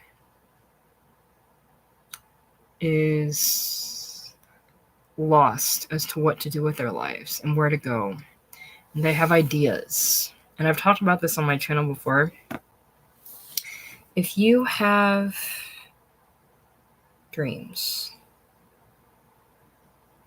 if you have a vision for yourself of what to do or what could be possible in your life, and you start to build it in your head, it becomes something in your head. It's something that's close and precious to you.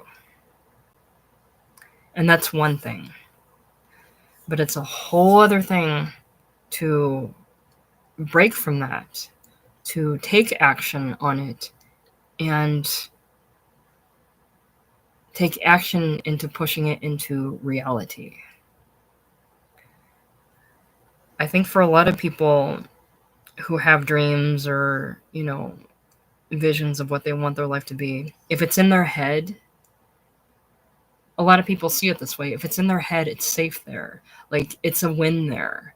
You've already won. Like, it's in your head, and it's something you created, and you can see it, and the vision of yourself in this vision of the dream is a success, and therefore you are a success in that venture. And if you break it, if you try to go for it in reality, and if you fail, both the reality of your dream and the dream in your head will die. And then what?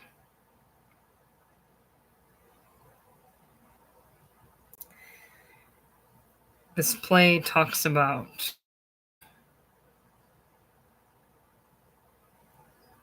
alcoholism and what Eugene O'Neill saw when he spent days in flop houses. He must have absorbed everything he was seeing, even if he didn't want to. If ever you're in a space with people, say like you're at a job or like a weekly social event or a family holiday, something that's reoccurring, something that brings you to a place where you're among people and you hear the same things, see the same routines, something that's a gear that's forever spinning but never going anywhere. It's moving something. It's moving a tragedy along, and it's creating a tragedy. And I think Eugene was smart enough to notice that and put it down. But the people that were living it, they couldn't extract themselves out of that cyclical downward spiral. And Eugene almost succumbed to it himself. He saw these poor souls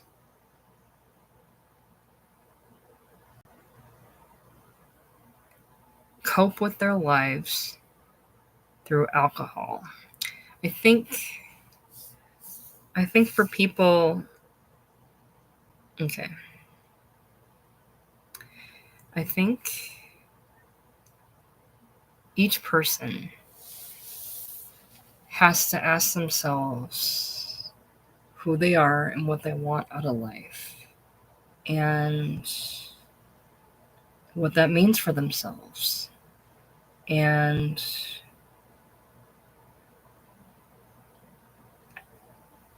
how they're going to do it, and if they feel comfortable do it, if they even want to do it. And then whether you do or don't will show in the actions day in and day out. And if they don't 1 day, 2 days, 3 days, 4 days, 5 days, 6 days, 7 days, a week, 2 weeks, 3 weeks, a month, 2 months, a year, 2 years, every day you live, you're building something. Whether you're going, either you're progressing or you're devolving. Every day you exist. Either you're moving yourself forward or you're falling into a hole.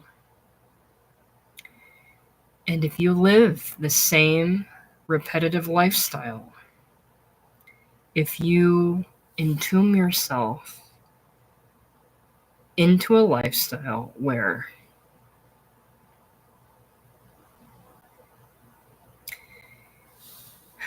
you indulge in comfort, you indulge in the coping, and the things that give you a boost, the things that light up your brain, your endorphins. You take in all the pleasures, but you don't put in any work. You're not sowing anything. So when time comes for when you need to reap something, then there will come a time. It's this inevitable time when there will come a time where you'll need to reap something. There will be nothing there because you took from it. You took from it, you took from it, you took from it. And now you have nothing. I think in this play, all of these characters already know this, and they're beyond this. And they're not even taking anymore. They're living on borrowed time. And they keep indulging because if they're indulging, they're still living. But they're living a life of death. They're living a dead life. So, because it's a damned life. It's a damned life and it's a doomed life until the physical body just gives up on them. And I think every person has it within themselves to think of certain things, have certain dreams, certain visions, certain things they secretly want for themselves. They keep it close to them. They keep it private. They keep it personal because it's their own. Every day, everybody asks everything from you. What's your name? Where do you live? How much money do you have? What's your job? What's your status? Are you single? Are you married? What's your deal? How old are you? Everybody takes everything away from you. So any little private thing that you have, that you keep within yourself, something you keep close to you, you hold that very dear. And you don't want to let that out because there's a chance it's going to be taken away from you. Anything you've curated to keep that dream living in you, you're going to want to keep that locked away. The problem is, if you don't try to live that dream, it's going to die with you. It's going to die, and it'll have never existed because you didn't breathe any life into it. You didn't push it out into the world. You didn't push yourself out into the world. You didn't push your dream out into the world for people to see and experience. You didn't stand firm in yourself, in your dream, and say, this is what I feel. This is how I experience the world. This is how I experience myself in the world. Do you relate to it? Do you see it? Do you see me? I was here. I did something.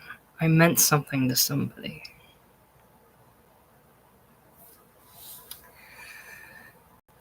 So, Hickey's breakdown scene, where he admits to cheating on his wife because he's a traveling salesman, and how she always took him back. It was a very toxic relationship. They had to put blinders on to their behaviors to keep this toxic relationship intact because they wanted to believe they could be together, and they kept coping with it in a way that they thought would keep it intact. But what it did was completely erode the relationship, and it completely eroded his mental health.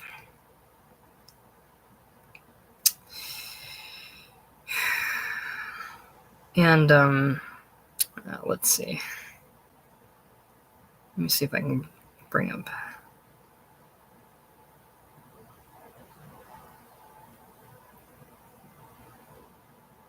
the documentary. Has the need to experiment. He no longer has to find out about masks. He no longer has to find... Oh, cool. I brought up the documentary and I didn't have to log in. Let's see.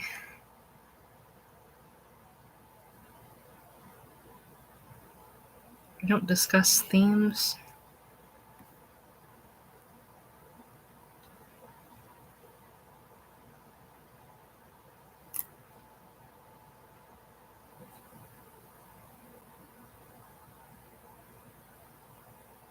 Okay. About realistic vision. I'm a penny you can take. Al Pacino gives his History of literature. let's Had ever see taken so his little long to discover performance as where Hickey. I hated myself more and more thinking of all the wrong. Christ, I loved her. So. Get on. of any other experience of faith in my plays.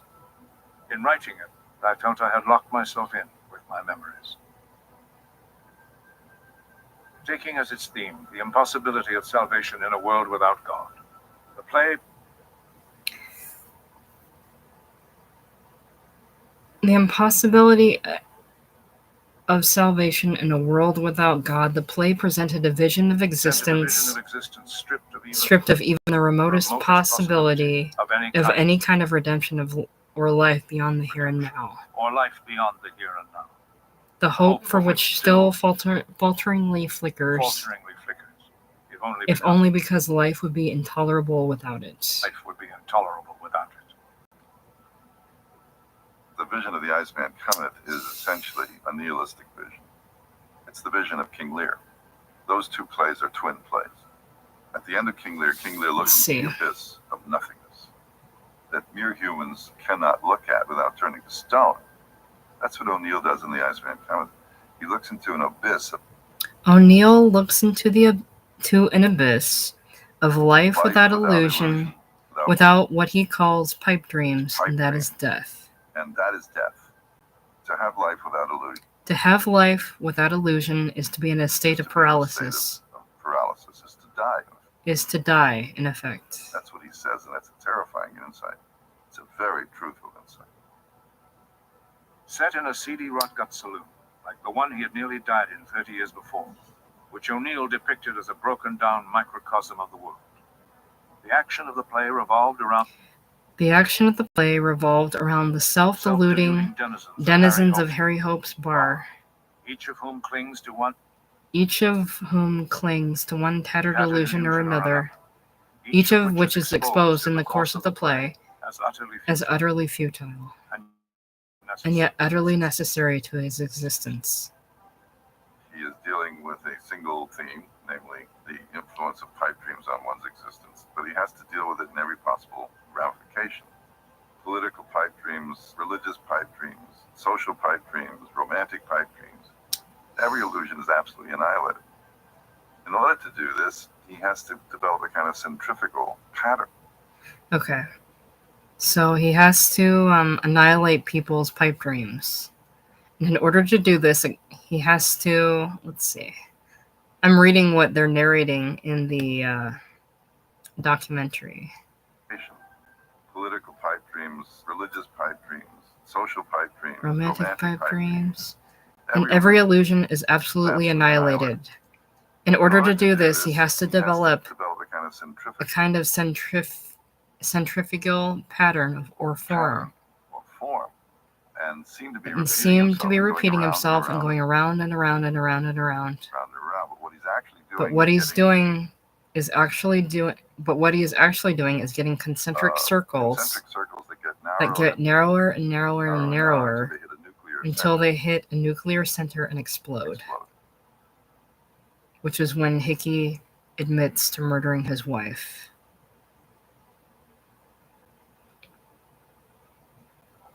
At the center of the play stands the apocalyptic, unforgettable figure of Theodore Hickey, a fast-talking traveling salesman with a terrifying secret and an abyss of unpurged guilt.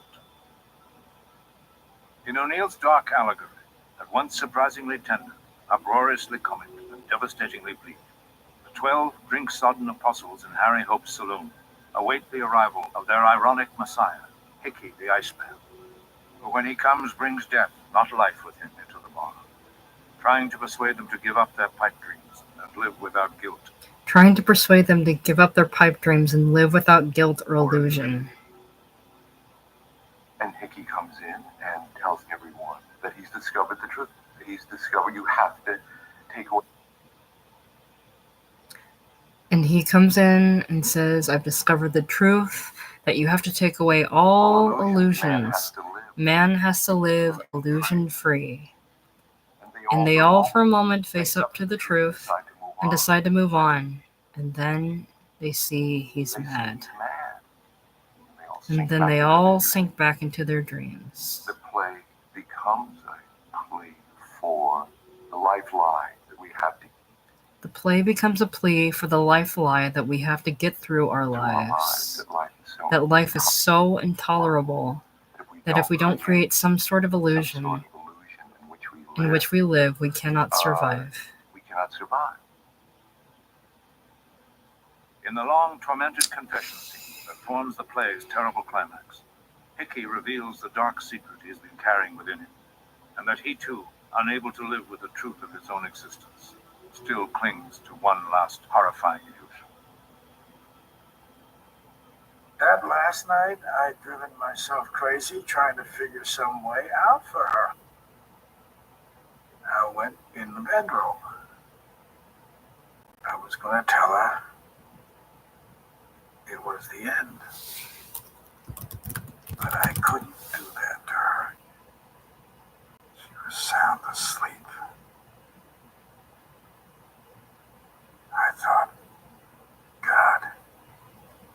If only she'd never wake up. If she'd only never wake up, she'd never know. she'd never know. And so, Then it came to me. The one only possible way out. For her sake. I remembered I'd given her a gun. Protection while I was away. And it was in the bureau drawer. She'd never feel any pain. Never wake up from her dream.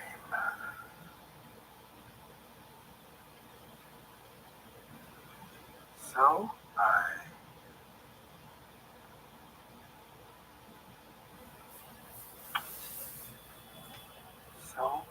I killed her.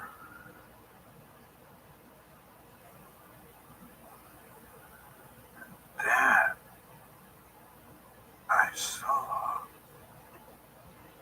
I'd always known that was the only possible way to give her peace and free her from the misery of loving me. I saw it meant peace for me too, knowing she was at peace. I felt as though a ton of guilt was lifted off my mind.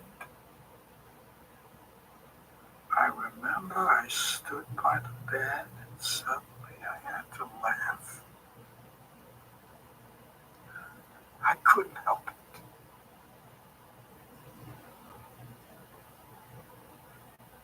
I knew Evelyn would forgive me. I remember I heard myself speaking to her as if it was something I always wanted to say. Well, you know what you can do with your pipe dream now, you damn bitch.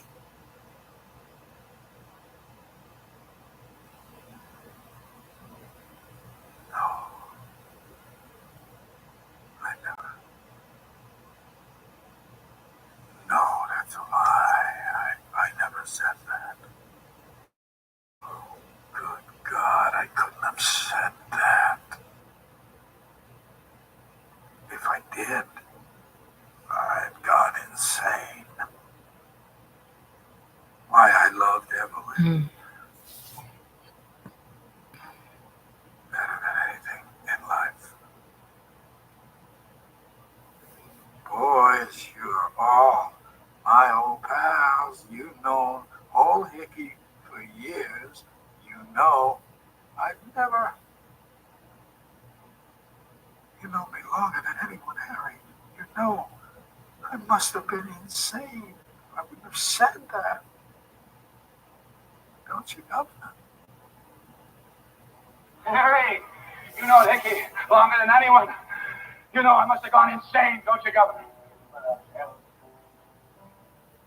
Of course, Hickey's pipe dream is so deeply embedded in his soul that he killed his wife because he loved his wife. And in fact, the truth is, he hated her. It's the thing that he must believe to continue to maintain his sanity. I've been crazy ever And in the Iceman, the entire bar is revived because the dream is still there. The reality, he was insane. Hickey was insane when he did that. Yeah, he's a nut. He had to be. And so everything revives and life comes back. And the stories we tell each other is part of that. And when you bow out of that, when you leave the dream, it's an abyss. It's nothing. The thing that makes the tragedy so powerful and true is that you're not allowed to escape what's horrible. You're not allowed any kind of denial, it's annihilating. And on one level, I don't think you leave the theater feeling in any way uplifted. And then on the other hand, you are brought to the absolute worst place that a human being can go, and you have survived. You've come out of this nightmare alive. And as I said, the stage is now sort of purged of this horror. You know, it's catharsis. It's what Aristotle was talking about, and it leaves over the possibility that now something new will come at the end. You know, after the bombs Something fall from the and nothing. the landscape is clean. It's the nothing that gives birth to something.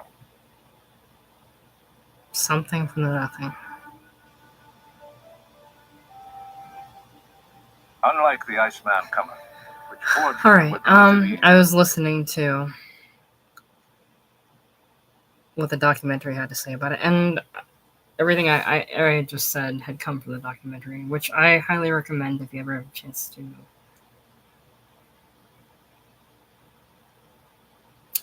see it.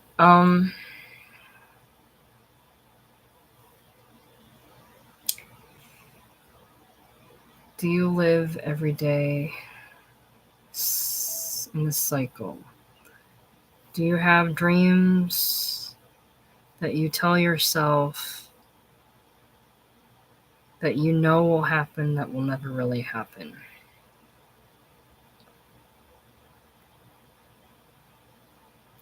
Do you live to convince yourself you love people that you hate because if you admitted to yourself that you hated them, you'd have to face yourself?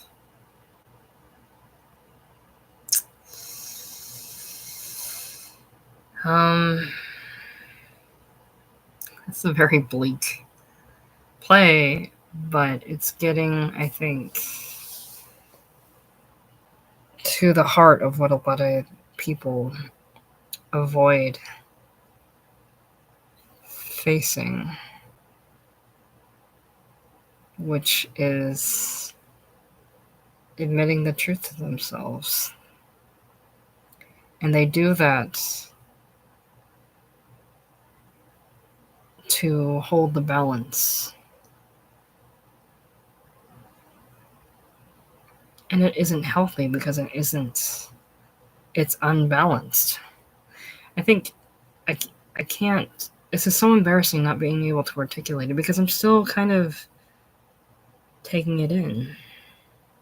I think people live how they live because they choose to live that way, and they have the things that they hold dear because it means to them what it means, but they don't take action on it because that would mean confronting the truth about themselves to themselves. And I think a lot of people just don't want to go there, and so they don't.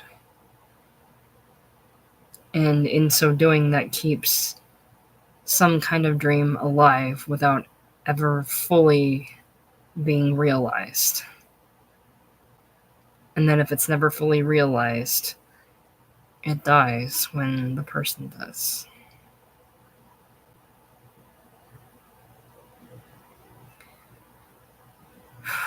So, I think that's about all I have to say for now. Very heavy. Very, very heavy. I'd like to read Strange Interludes. That was the play that I think Eugene's father had seen before he died and brought a tear to his eye that his son had made a splash in the theater. I don't want to just... I read The Iceman and it's done, and I'm on to the next. It's just a very heavy play. And there's the commentary in that documentary where the playwright, I can't say, was talking about how this play is a twin to King Lear. And when you stare into the abyss and you see nothing, it's the very thing you're always trying to avoid. You either think of something and go for it, or you think of something and never do anything about it. If you think of something and you go for it and you get it, you've won it all. If you think of something and you go for it and you don't get it, you've lost everything, including yourself. That's why hardly anybody takes the risk. It is all or nothing. And when we don't take the risk, we cope. And we cope and we're self-destructive and destroy ourselves. It's a heavy game, life. Heavy, heavy, heavy. And that's why we're all coping the ways we do, even if they're self-destructive. And I count myself in that. I'm glad to experience a piece of art that can articulate it, that can nail it down and put it forward. That I think every human being goes through this if they're lucky enough to exist for so long, and if they're damned enough to exist for so long. So, all right, that was The Iceman Cometh. I'm glad to have finally read it, and it wasn't as mammoth as I was making it out to be. I think if I went to go see it in the theater, it would be a lot. It's like a 3 or 4 hour play, and that's a lot. And it's a heavy play to take in. You probably have to go take a walk around the block or knock out for 12 hours after. But I'm glad to have finally read it. Facing my fears of reading things I put off reading because I wasn't ready to face them. All right. Yeah, I'm going to sign off here. Thanks for listening. Thanks. I don't know. Just thanks. All right. Love you. Bye.